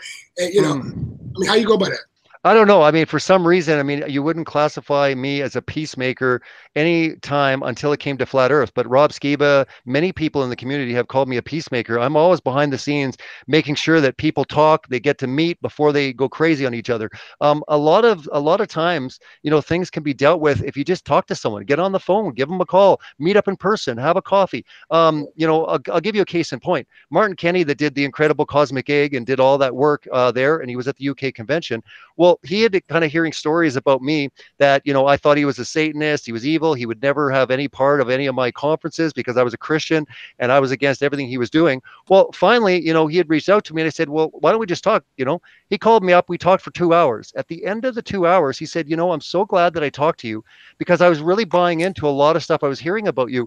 And I think that's the most damaging thing that Flat Earth has right now. We always worried about, the Illuminati or NASA or scientists. And really the most damaging thing I see right now is the infighting. And it's got a lot better, trust me. We've gone through waves and it's getting a lot better. But really, that is the one way to really keep us divided. And we really can't do incredible work going forward if we're all kind of fighting each other. We're all doing our own thing. We're not getting support.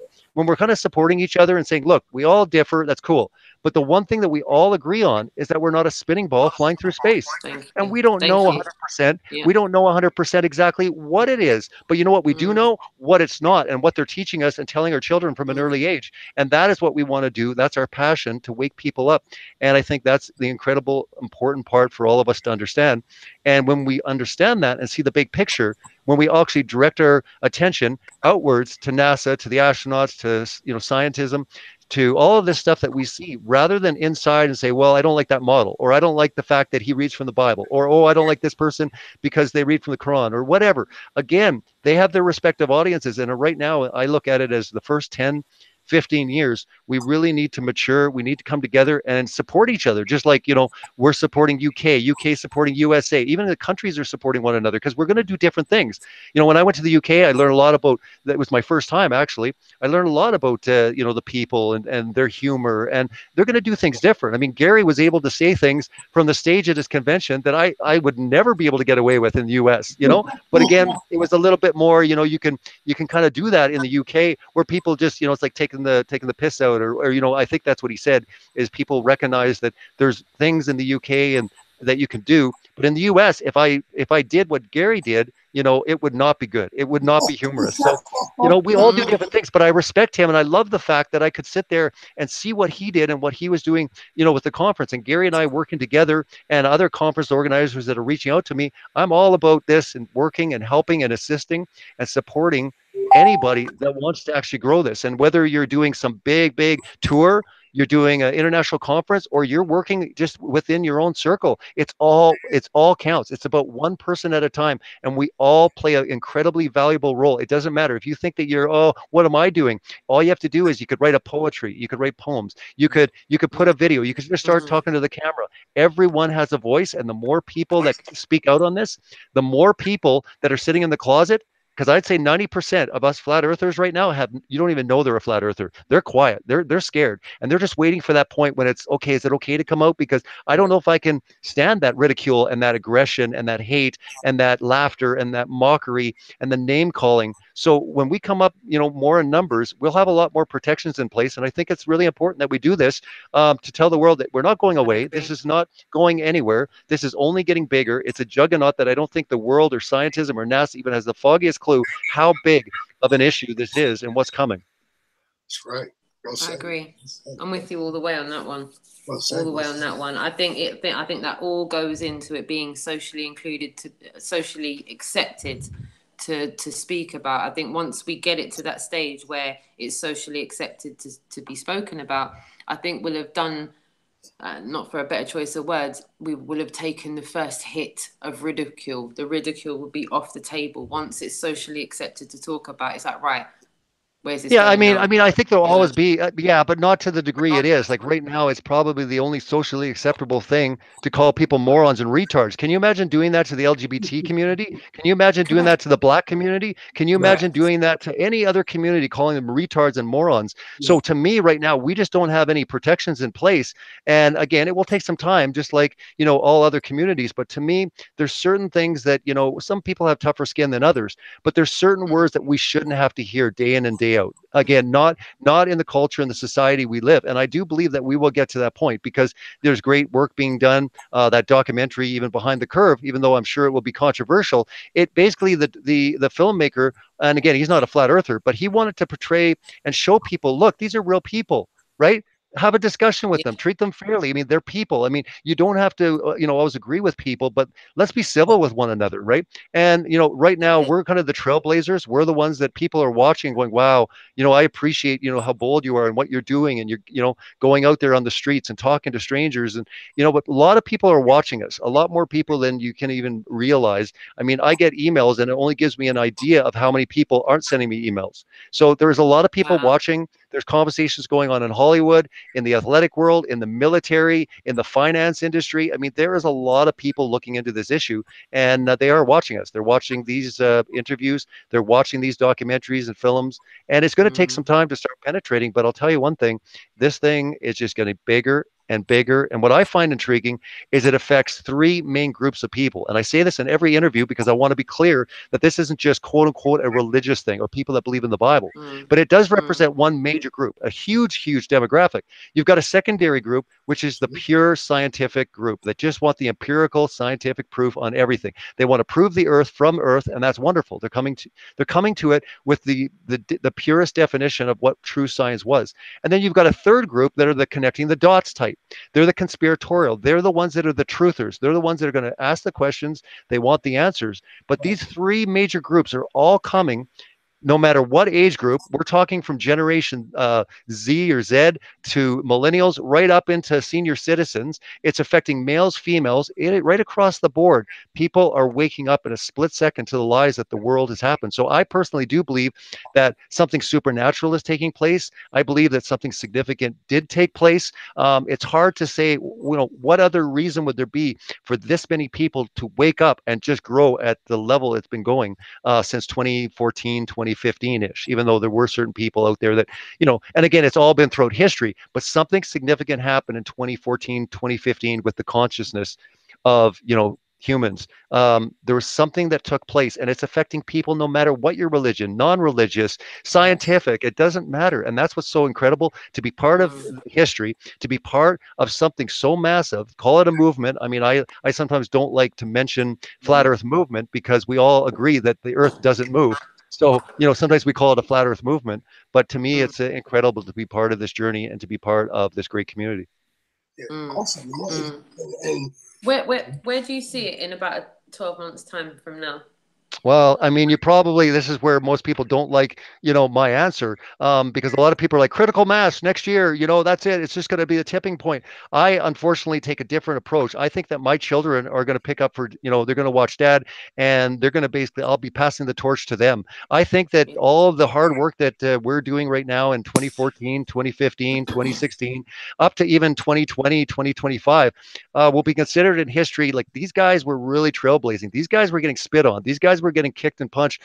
That is not going to take place with our, the next generation. So for me, I look at it as a multi-generational thing. I could be wrong. I'll be happy to admit that I was wrong. But I look at it when I'm start looking at things, I'm looking at my conferences like, okay, what's my 10-year plan? Where's my, what's my next 20-year plan? I look at this as multi-generational. I think sometimes when it's this big, it's going to take a lot of work, a lot of effort, and it's all going to be worth it.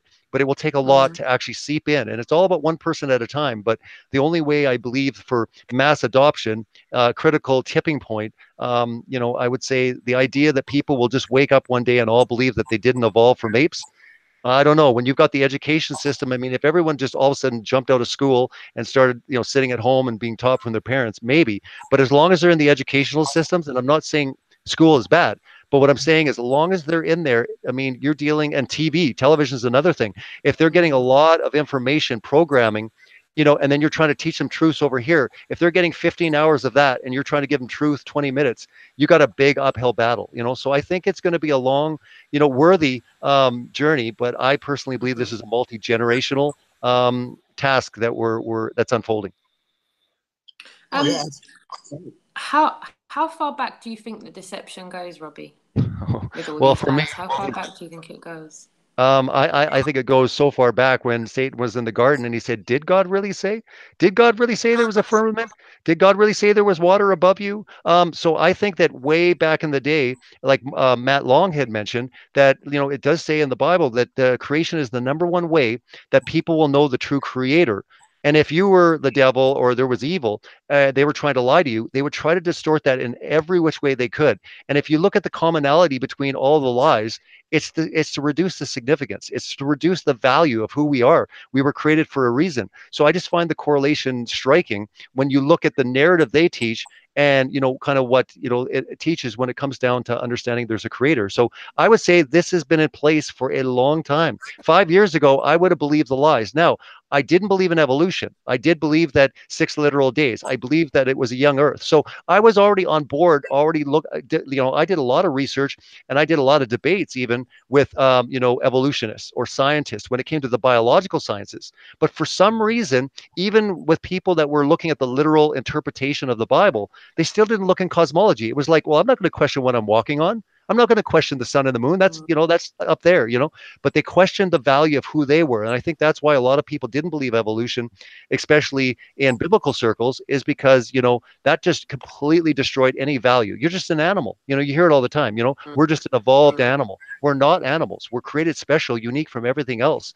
And to me, I would say that the lie goes back a very long time. I mean, we're talking right back to the very beginning when the doubt was planted into Adam and Eve, just like the doubt that gets planted to us when we're in school and we're like, it looks flat. And they're like, no, no, no. I know that your senses teach you that it doesn't feel like you're moving or that it's a flat plane, but no, no, no. You're actually spinning and flying around the universe at crazy speeds. Oh, really? You know, so we have to be taught out of what our true senses teach us about the world. And what I find striking is the true senses back up what the Bible says hypothetically if you were going to take the Bible literal. And that's the experiment I tell everyone. I say, look, just as an experiment, look at the Bible literal. What worldview would come together? And that's where the deception lies, is because you get a complete flat enclosed, you know, sun, moon, and stars moving. We're not. And that's why I say that what we all have in common, whether you believe in firmament or dome or not, is that the earth doesn't move and that we're, you know, not a spinning ball flying through space. Correct. What do you think the best way to unlock people's critical thinking is with regards to the truth? Research. I mean, really, honestly, I think just honestly researching this. Now, I tell people this as an analogy, and I've used this analogy so people maybe have an understanding what this is like for the average person you're going to talk to. Now, if you're talking to someone that believes in, 9/11's an inside job and chemtrails and all that, you know, it's a bit easier. But the pivotal point is when you ask them about the moon landing, okay? Now, if they believe 100% they land on the moon, absolutely, you shouldn't bring up flat Earth, in my opinion, before you start working and cracking that foundation when it comes to NASA or the ridiculous story that they went to the moon in the 60s and 70s. But what I'm going to say is if someone came to you 5 years ago and they said, you know, just random stranger came up to you and they had this big textbook and they said, look, I have all this proof. You've got to look into it, research it for yourself, but the moon is made of blue cheese. How much time and effort are you going to look into reading that book? Now, I call you a week later and I say, hey, man, hey, Richard, did you check out that book? And you're like, dude, I'm busy. Sorry, I was doing interviews and stuff. Yeah, I'll get to it. I call you in another 2 weeks. I'm like, dude, the moon is made of blue cheese. Understand, to people, flat Earth is 1,000 times crazier than the moon is made of blue cheese. Initially, and I say this with all respect, you have to understand at what kind of juggernaut bomb you're dropping on people when you say flat Earth. To me, it is such a pivotal, shaking of your worldview. For me, I was open to look into everything. I had been a truther for a long time. I had looked into everything from chemtrails, GMOs, New World Order, 9/11, you name it. When I came to flat Earth, it rocked me hard. I couldn't sleep for 3 days. I was like almost in a trance. I was crying a bit. I was joyous a bit. I went through all these emotions, but it really, really messed me up in a good way. So if I was open to everything, what is that going to do to the average person? You've got to kind of chip away at it. So what I'm saying for me personally, I think the moon landing is pivotal. I think we got to work on exposing the lies of NASA and just space and do it subtly. Because the minute you go, yeah, that's weird that they've only gone 400 miles. And yet in the 60s and 70s, and that's what I did in Scientism Exposed. I came out with a film that would be able to talk and get people to research flat Earth without mentioning flat Earth. If you look at the first film, it doesn't mention flat Earth once. And that was the idea. Get them questioning, like, wait a minute, that is kind of weird. The more people I talk to, especially the younger generations, they're doubting the moon landing because they have nothing to hold on to. They've seen nothing in space other than this ISS. They've seen no great, landings or, colonizations or moon bases. So they're all kind of like, I don't know, man. I wasn't around. Like, I'm kind of starting to think that maybe my daughter laughed at the only visuals that we have of the moon landing. When she first saw those visuals of the moon landing, she was in stitches. She was like, and you lot bought all that. You lot bought that. Sure, and now we got, and now we've, yeah, and now we've got SpaceX, the Tesla Roadster, to show in people's face. Because I'll tell you one thing: a couple people, in my circles that were, interested. I mean, they didn't believe what I believe, but they were like, "You got some good points." They called me up when the SpaceX Tesla, and they're like, "Are you kidding me?" And I'm like, see, dude, like, this is crazy, isn't it? So they were calling me when they saw SpaceX's launch, and they're like, dude, you might be onto something. They are kind of faking it. Like, there's no way that's real. These guys aren't flat earthers, but they were like looking into things that I was saying. And I always use space as a good avenue. But I really believe that, it depends on how, if you're flat smacking someone, you don't got a lot of time. But if this is someone close to you, you do got a bit of time. You don't have to convert them, quote unquote. And then we always feel that we have to get someone to believe in this, like today, tomorrow. We have no time. We have no patience.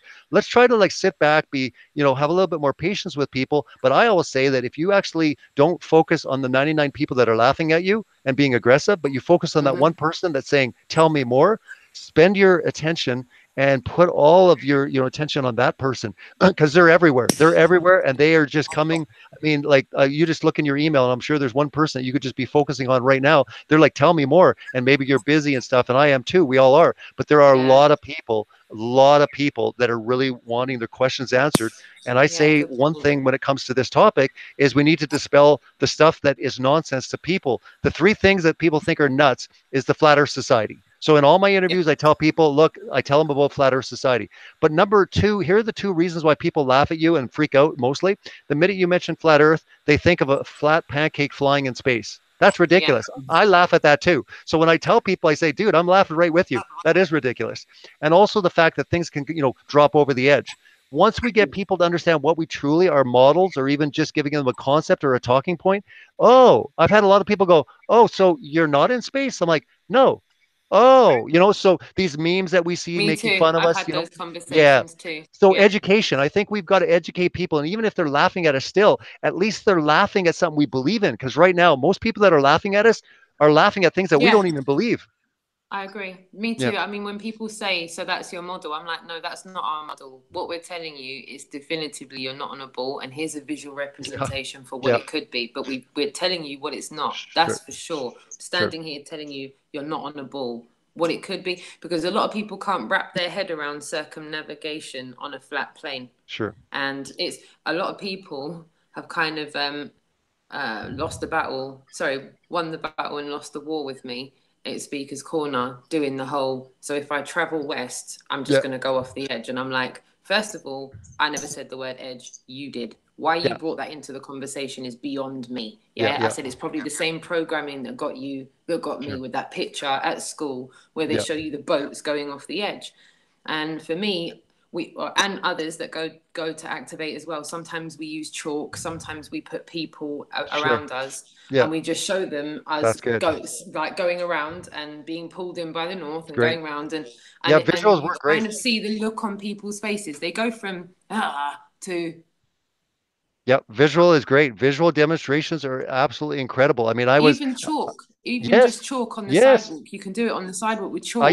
I used the cake topper. I don't know in America if you're allowed to do that, but over here. Well, I think we can. I mean, I was on a flight and I used the cake topper, when I was on a flight and I started talking to this guy beside me. But once I started showing him, he's like, oh, he had seen all these memes and he said, and I said, look, I don't know anyone. And I know a lot of people in flat earth. I don't know one person that believes that we're wobbling, spinning, even flying upwards in space is a pancake.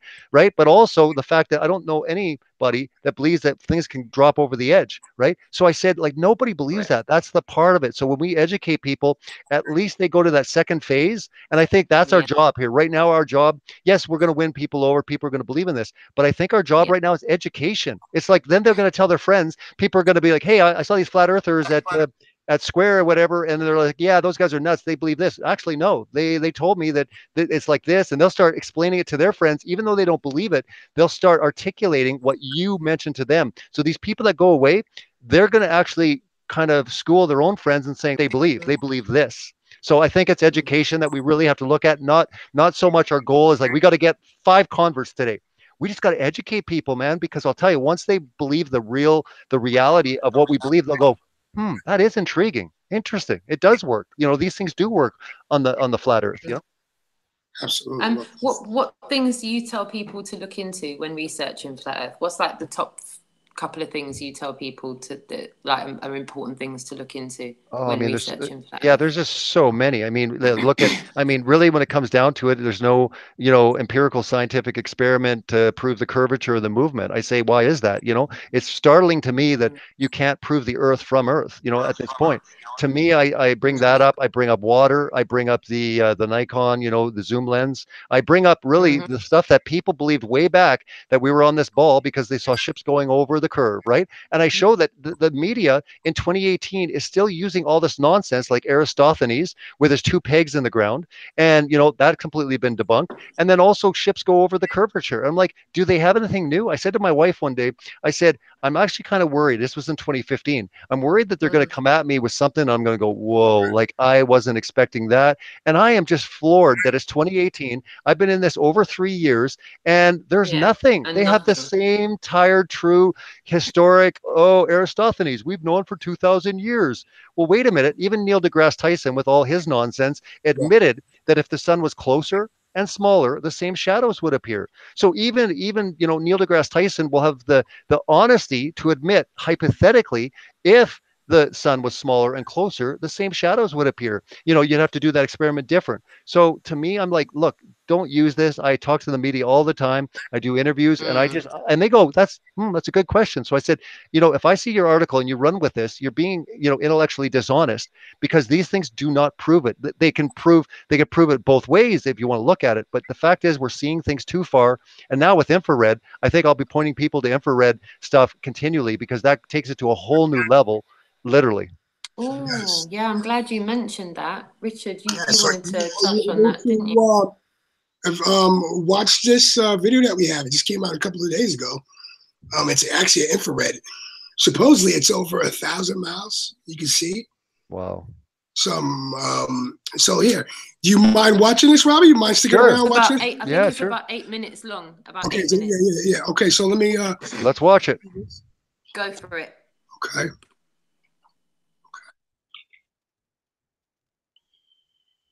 Give me 1 second.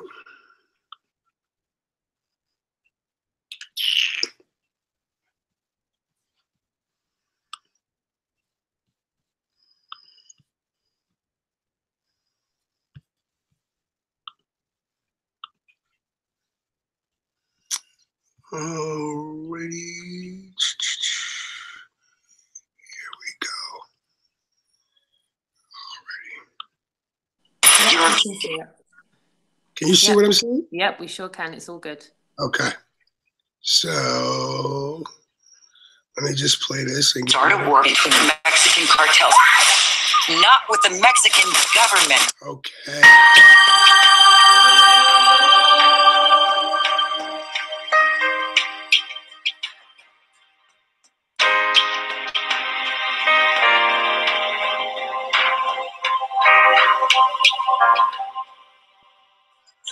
Hello everyone, welcome to the Buffalo Niagara International Airport. We'll be taking off shortly en route to Chicago. Here's the map. I'll be flying from Buffalo to Chicago, and in this part 1 we'll be looking at Lake Ontario. The contrast in infrared is incredible, but even more incredible is the flat earth phenomenon. Here's the camera I'm using today.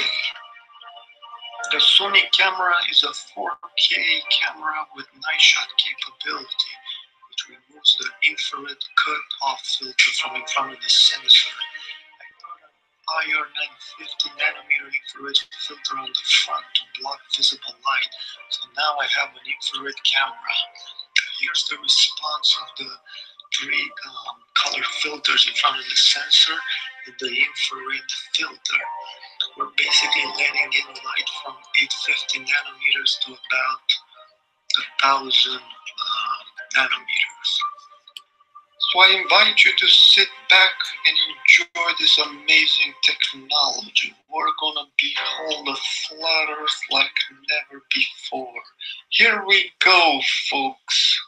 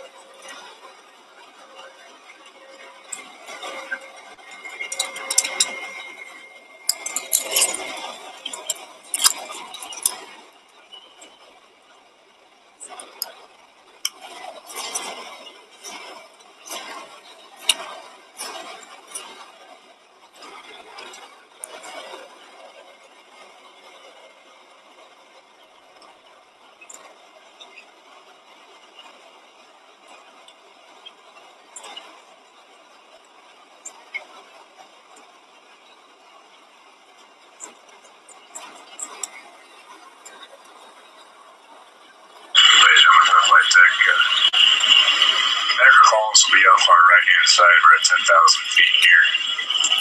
Let's go to the right-hand side of the plane. Look down at your cameras ready.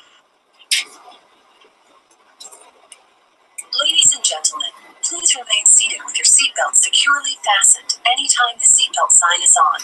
For your safety, anytime you are seated, your seatbelt should remain fastened. Use caution when opening overhead bins as items may have shifted. Federal regulations prohibit the use of cellular network services during flight. There are 2 lavatories, one in the front and one in the back. If you are seated in the main cabin, please use the lavatory in the back of the aircraft. We ask that you do not congregate in the aisle or galleys to use these facilities. Please remain seated until the lavatory is vacant.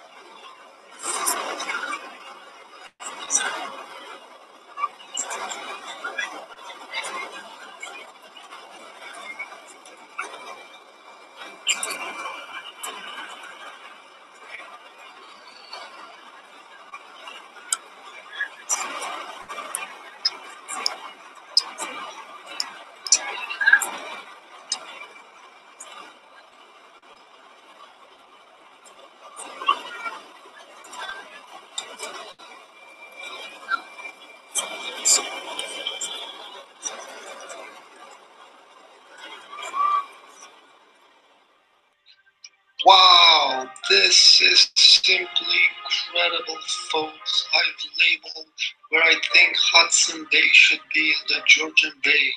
If that's really Hudson Bay, it would be over 1,000 miles away. Simply incredible, folks. This shows us which way we're looking from our position. We've looked towards the northeast of the lake. Now, if we were living on a globe, this is what it should look like. Just have a look at this as we zoom in. Notice the incredible curvature that we should be seeing, which is apparently missing. The perspective is just not the same. We appear to be seeing very close, not far as we saw in infrared. Also, the Earth from 10,000 feet seems to have a slight curvature as well. Just look at that. Now, we were looking back towards the east end of the lake, and look how much I have to scroll here to bring in that far edge of the lake. It just doesn't look the same, folks. Our Earth appears to be optically flat, and it's incredible. Behold the flat Earth, folks. This movement is taking off like a wildfire. People from around the world are joining this movement and doing experiments. It is simply incredible. Thank you for watching, folks. Don't forget to subscribe. Thank you. So, Wow. as you see, as you see, Robbie, I just want to know what your thoughts is. Supposedly, it's over 1,000 miles away. I mean, it's just incredible. Yeah, again, if it is Hudson Bay, I guess that's the question. But it's unbelievable work that he is actually doing, with infrared. One of the big ones that had surfaced was the 500 miles that I think many people have confirmed. It will be interesting to see if that truly is. There is a couple of other lakes and there is bodies of water. I am from Canada. I used to live in Ontario. I'm sure people can confirm. So while I'm not going to jump on it and say, we can see 1,000 miles, it is truly incredible. Even if we can see 500 miles, we don't even have to even go that route. Even if we see 100 miles, so yeah, it is. It's getting more extraordinary. But for me, I'm just kind of like, at what point, do we need more proof? I mean, we already know that. But to me, it's exciting. All of the amazing research and the experiments that people are doing. Like I said, it's incredible. I support everyone that is going out there and doing it. I've done a couple tests myself, and I know many people have gone out there, and we're all in this investigation for truth. And that's what's so amazing about this, is that we're learning as we go along. But what we do know is that they've lied to us about many things in this world, including, who we are, why we're here, and what we're on. And I think that's the fascinating part about this entire journey. Absolutely. Absolutely. That's the same journey we're on with Connecting the Dots. We're trying to work out who, what, and where. Sure. Yeah, it's exciting. Incredibly exciting. Now, so this book you have coming out, tell us about a little bit about this book, and sure, where people can get it. And I know we saw a little bit on the clip. I'm interested in this book. Sure. Well, it's called Scientism Exposed: Hiding the True Creator of Creation.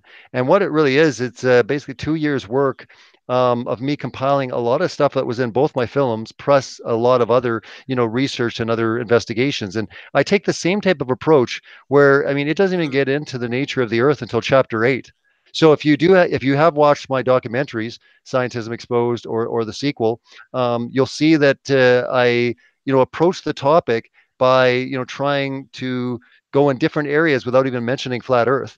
So I do mention it in the book, but again, it is more about how scientism has blinded a lot of people into believing that it's true science, and that it's more than just a belief. It's an agenda. It's a deception. And I do believe it's very spiritual in nature. When you see some of the scientists, and I have the quotes in the book, but also if quotes aren't good enough for you, what references? Well, you can hear them for yourself in my movies. I mean, it's them speaking these quotes, and they say incredibly horrible things against the Bible, against Jesus.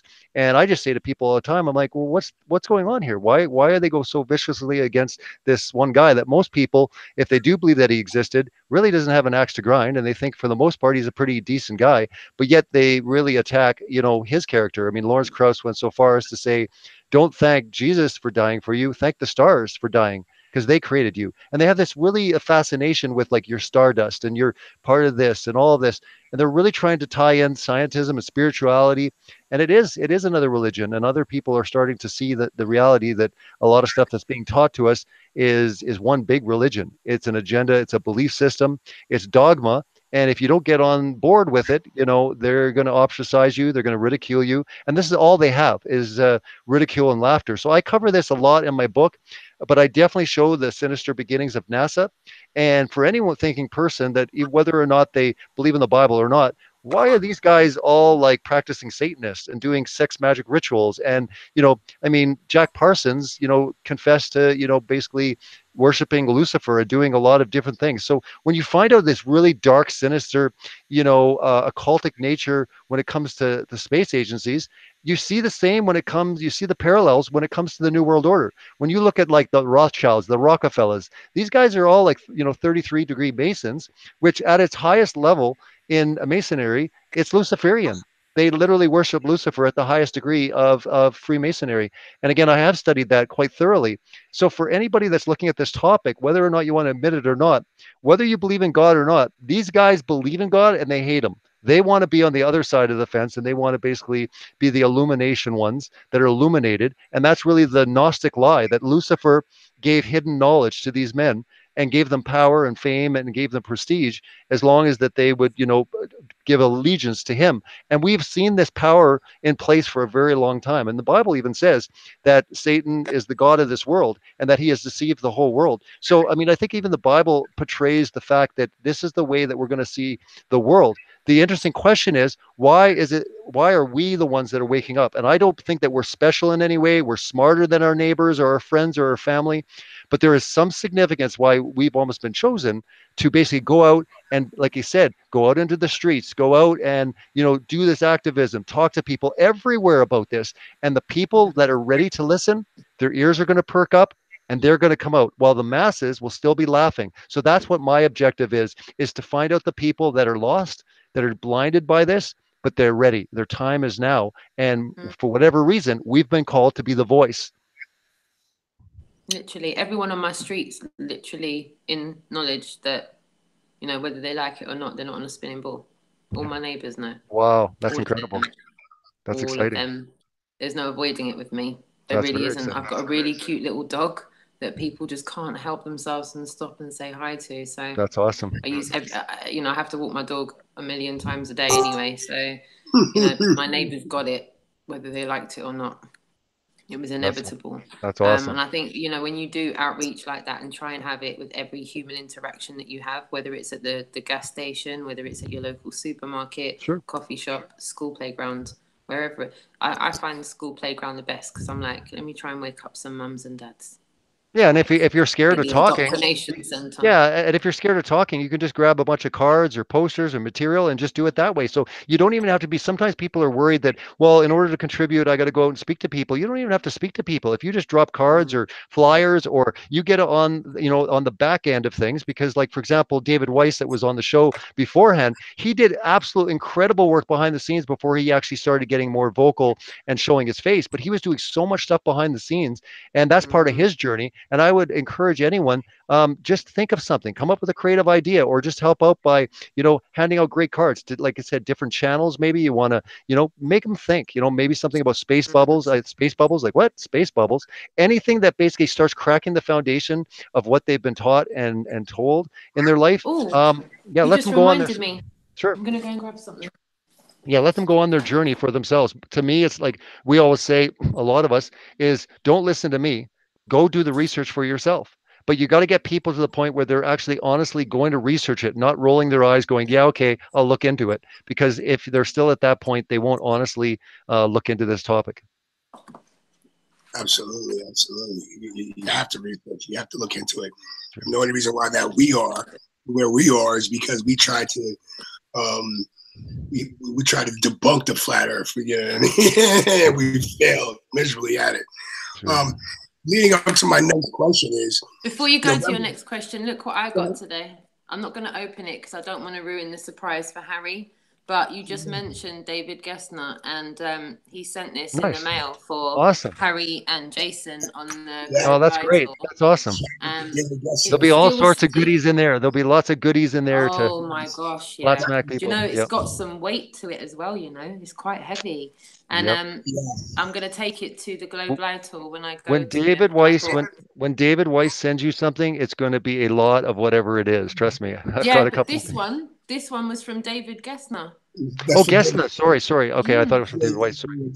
Yeah. Hopefully he'll send us a bumper sticker for the camper. We asked him, so hopefully there'll be one. But yeah, there's some heavy weight in this, and I don't know what's in it, but Harry's going to be opening it when I take it to the Globalitor. So apparently there's loads of stuff that they can start handing out on the Globalitor. So I'm not going to ruin the surprise for him. Wonderful. I've kept it sealed. So if Harry's watching on a replay. Wonderful. Don't worry, I haven't broken the seal. The seal is completely unbroken. So yeah. Massive shout to David Gessner as well. And as I said, David Weiss ensured us that he'll get us something in the post for him for us to promote Flat Earth podcast on the camper. Yeah, that's why I was awareness is key, isn't it? Awareness is key to keep it going. Absolutely. Yep. Yeah. And absolutely. Activism is such an incredible component to this. Like I said, everyone plays a role, and it doesn't matter what you're doing. If you're doing something, anything, then you're all part of the equation. Everyone is equal in this. It doesn't matter what you're doing. You have a part to play. You have a role. If you believe that you're called to do something, then do it. And I think it comes down to, if you feel you're called to do something, then do it. Get out, just get up and just do it, because you're being part of history. This is history in the making, and you're part of it, and it's exciting. Awesome. Yeah. That's awesome. Well said. What we're doing is, Robbie, is just like we're doing for David, is getting people, if you have like a Celebrate Truth, you can make a big sticker or a banner, we'll find a place to put it on the bus in the UK. Cool. We are, me and Roxanne are working tirelessly to bring attention to this UK tour. Today, Harry, they had bus issues where mechanical problems with I believe the driving shaft had broken. Mm-hmm. Also, Jason had a family emergency that he had to deal with. So, there's a lot of kind of, trials and tribulation, but we try to tune in live to get people, to see what's going on. They're hitting the road. They left their families for 8 weeks, wow. Left their jobs to go on the road to drop these red pills and wake people up. Nice. And it was a heartfelt story to me, and I instantly was hooked and on board. I've been following Harry for a long time, and was on board to support this. And it was like saying, we need everybody's support.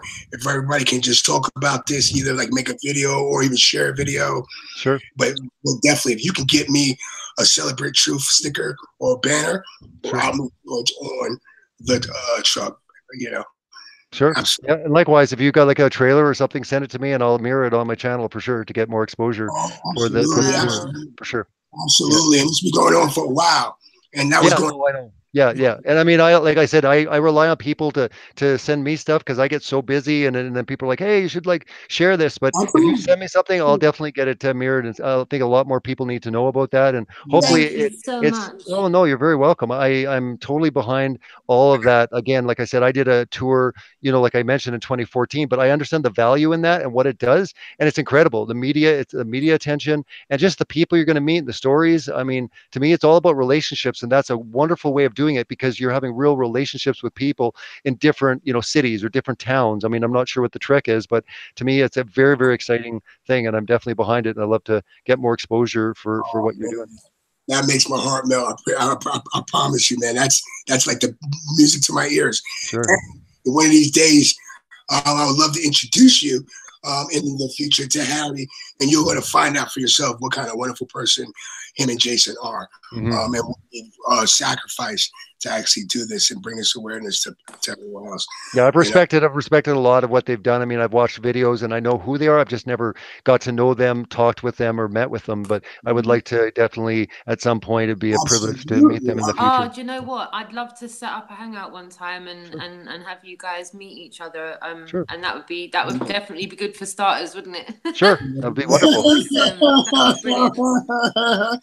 Yeah. So Robbie, November 15th.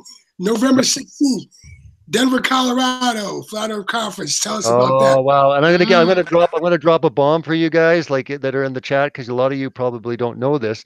But here's a really great announcement. I actually just put it up on the website, but a lot of people don't know. But the Flat Earth Man, and I'm sure you're familiar with Flat Earth Man because everyone has seen a video or two of his. He's going to be doing a concert one of the evenings at the conference. He's going to be performing 4 to 5 songs from his new album, his first album, and he'll be debuting his brand new album at the conference. So it's going to be very, very exciting. Yes. Yes. So, but yeah, I mean, the lineup is amazing. Like I said, as continuing to grow, but got like amazing people. I have Rob Skiba, Patricia Steer, David Weiss, Bob Nodell from Globebusters, Iru Landucci, also from Globebusters, and he does his stuff in Argentina. Jaron Campanella. We got Karen B. Mark Sargent, we got Daryl Marble, D Marble, myself, we got Zen Garcia, we got Flat Earth Man, like I mentioned, Nathan Thompson, and Dave Murphy, allegedly Dave. Yes, allegedly Dave. So he was going out there. Yeah. So it's going to be great. So we get a chance to make sure you meet his son Connor I mean, I know you told me you like rap, Robbie. Let me tell you something. I don't think there's no one actually getting with Connor like that on that level.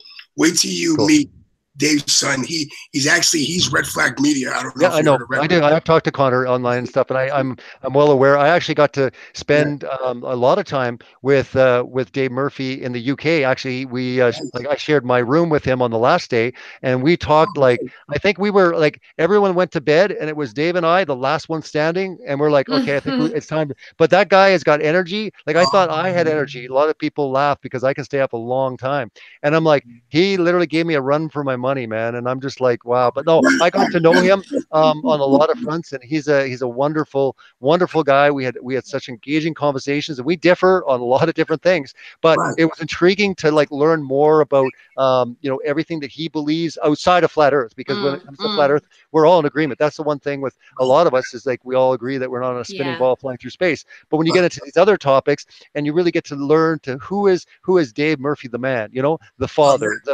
it was really great to spend a lot of quality time with him, and nothing but respect for a lot of what he does, but also who he is as a person. That means a lot to me when I get to know someone, regardless where they're at, whether I agree or disagree with them. If they're good people, and I've met a lot of incredibly good people in flat earth that have great intentions, and they see the big picture, and they're team players. They're willing to work with one another, even if we do have differences. I love that, and I'm all about that.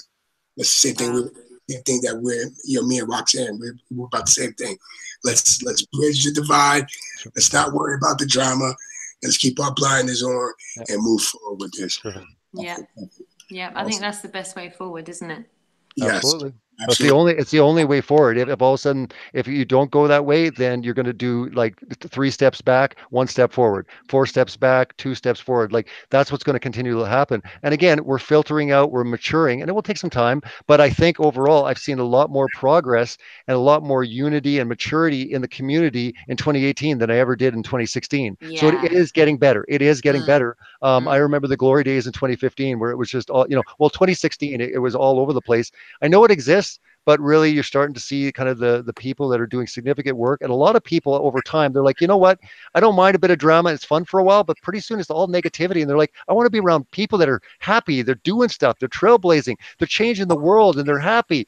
Not people that are always negative and nitpicking. And so again, it will always attract a certain crowd, but I think the majority of people want to meet face to face. They want to come to events and meetups and conferences, and they want to, shake people's hands and saying, hey man, it's good to meet you. And thanks for what you're doing. And to me, like I think David Weiss had mentioned that about the conference, 90% of the conference is all about the fellowship. It's all about the community. It's all about meeting friends and networking and taking things to the next level. 10% really is about the presentations and about the speakers. It really isn't about like the speakers, the presentations. That's important. But what's important for the community is that they meet, they develop friendships. You're real, you're tangible. It really changes when all of a sudden you meet people. If you're suspicious of someone, I had a lot of people that were like suspicious of Mark Sargent, say, and I would say, hey, have you met him yet? And they're like, well, no. I'm like, I'll tell you what, meet Mark, spend like 15, 20 minutes with him, and then you tell me what you think. And so far, everyone that's got to sit down with Mark, for 15, 20 minutes, one-on-one, they're like, man, I was way off. He's just a normal dude, man. We're all just people trying to do the right thing. And that's, that's important. And meeting someone is the only way that some people can do that, because until then, we're just people on a screen. Who is this Robbie Davidson? Who's, who are these people that I'm seeing on a screen? But when you meet someone, it becomes real. I'll say one last thing. When a lot of people met me, they said, wow, I would have never guessed how tall you were. And I said to them, that's right. But that is the point. You would have never known who I was until you met me. And you would have known that I was 6'7". A lot of people don't know how tall I am. So when they meet me, they're kind of like, whoa. And that was my point. It's like, we don't know someone until we truly meet them. And when we meet them, it takes it to the next level. And being in flat earth, we got to be on the level.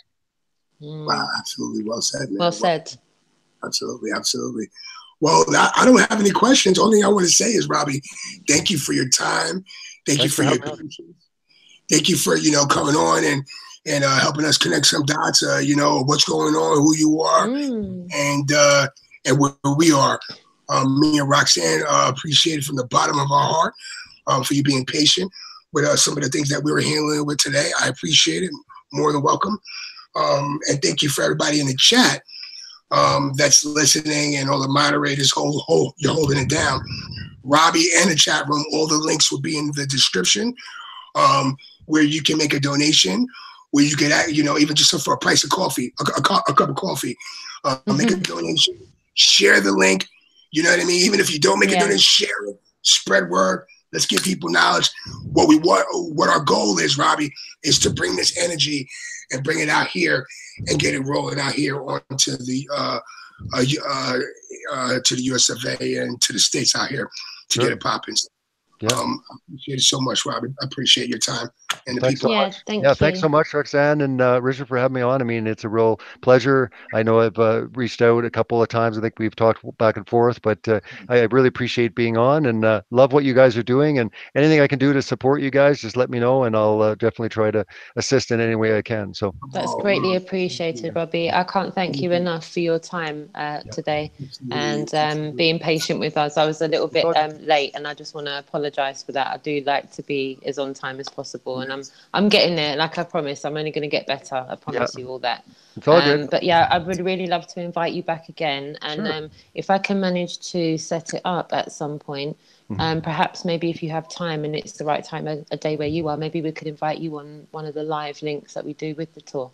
Sure. And then you'd have an opportunity to speak with them. Right now, we've got some camper van problems, so we've been delayed a little bit. But the roll on will go on. Yeah, just reach out. Anytime. Like I said, I'll be gearing up for November, and there's lots of exciting things that I'm working on. But I definitely can make time to connect and definitely meet other people in this community that are doing extraordinary work. I definitely will make time, for that. Absolutely. I appreciate it, Robbie. Also, can you keep Jason and the Disbury family in your prayers, and Harry while they're on the roads? Can you keep them in your prayer? I appreciate it. Thank you so much. Yep. Awesome. Thank you. And to everyone in the chat room, I'm so sorry this evening. I've had to come into the Hangout on my mobile phone, and I don't have another device to see the chat room properly. I briefly used my daughter's phone, but I'm not able to see the chat room. So I apologize for not interacting with the chat room, but much love and respect to you all for tuning in. I really appreciate you all interacting in the chat room. I'm sorry I couldn't see it. I will watch it on a replay when I get an opportunity to. But yeah, thank you all for tuning in and hearing what everyone had to say this evening on Connecting the Dots. We'll be back tomorrow. Time to be confirmed. We'll set that up. And, yes. Robbie, we're gonna have Mark Sargent come on tomorrow. Awesome. Absolutely. A lot of good questions asked him and kind of things he's getting into. Absolutely, guys. Yep. So yeah, we'll be back tomorrow with Connecting the Dots, and watch this space for the Globe Live Tour. The Globe Live Tour is maintaining, it's moving on. Don't worry. The camper van will get sorted, and if not, we'll go to Plan B. And if Plan B doesn't work, we've got Plan C, D, E, F, and G, and many more plans. So it will maintain moving forward regardless. It might just be delayed by maybe a day and a half for the work to be done on the camper. But Harry's keeping us updated. And we'll keep everybody updated as to when you're going to get another live link. We'll probably go back and forth with them a little bit, probably not later, because over in the UK it's like 3:15 in the morning. So probably in a few hours' time we'll connect with them again. But yeah, definitely we'll keep you posted on that. And once again, all the links for everybody's channels are in the description box. So within a couple of clicks, you'll have all the information that you want with anything to do with Robbie and what he's doing. And likewise with David and Matt as well. I want to thank you all again for tuning in, and we will be back tomorrow. Yep. Bye. See you later.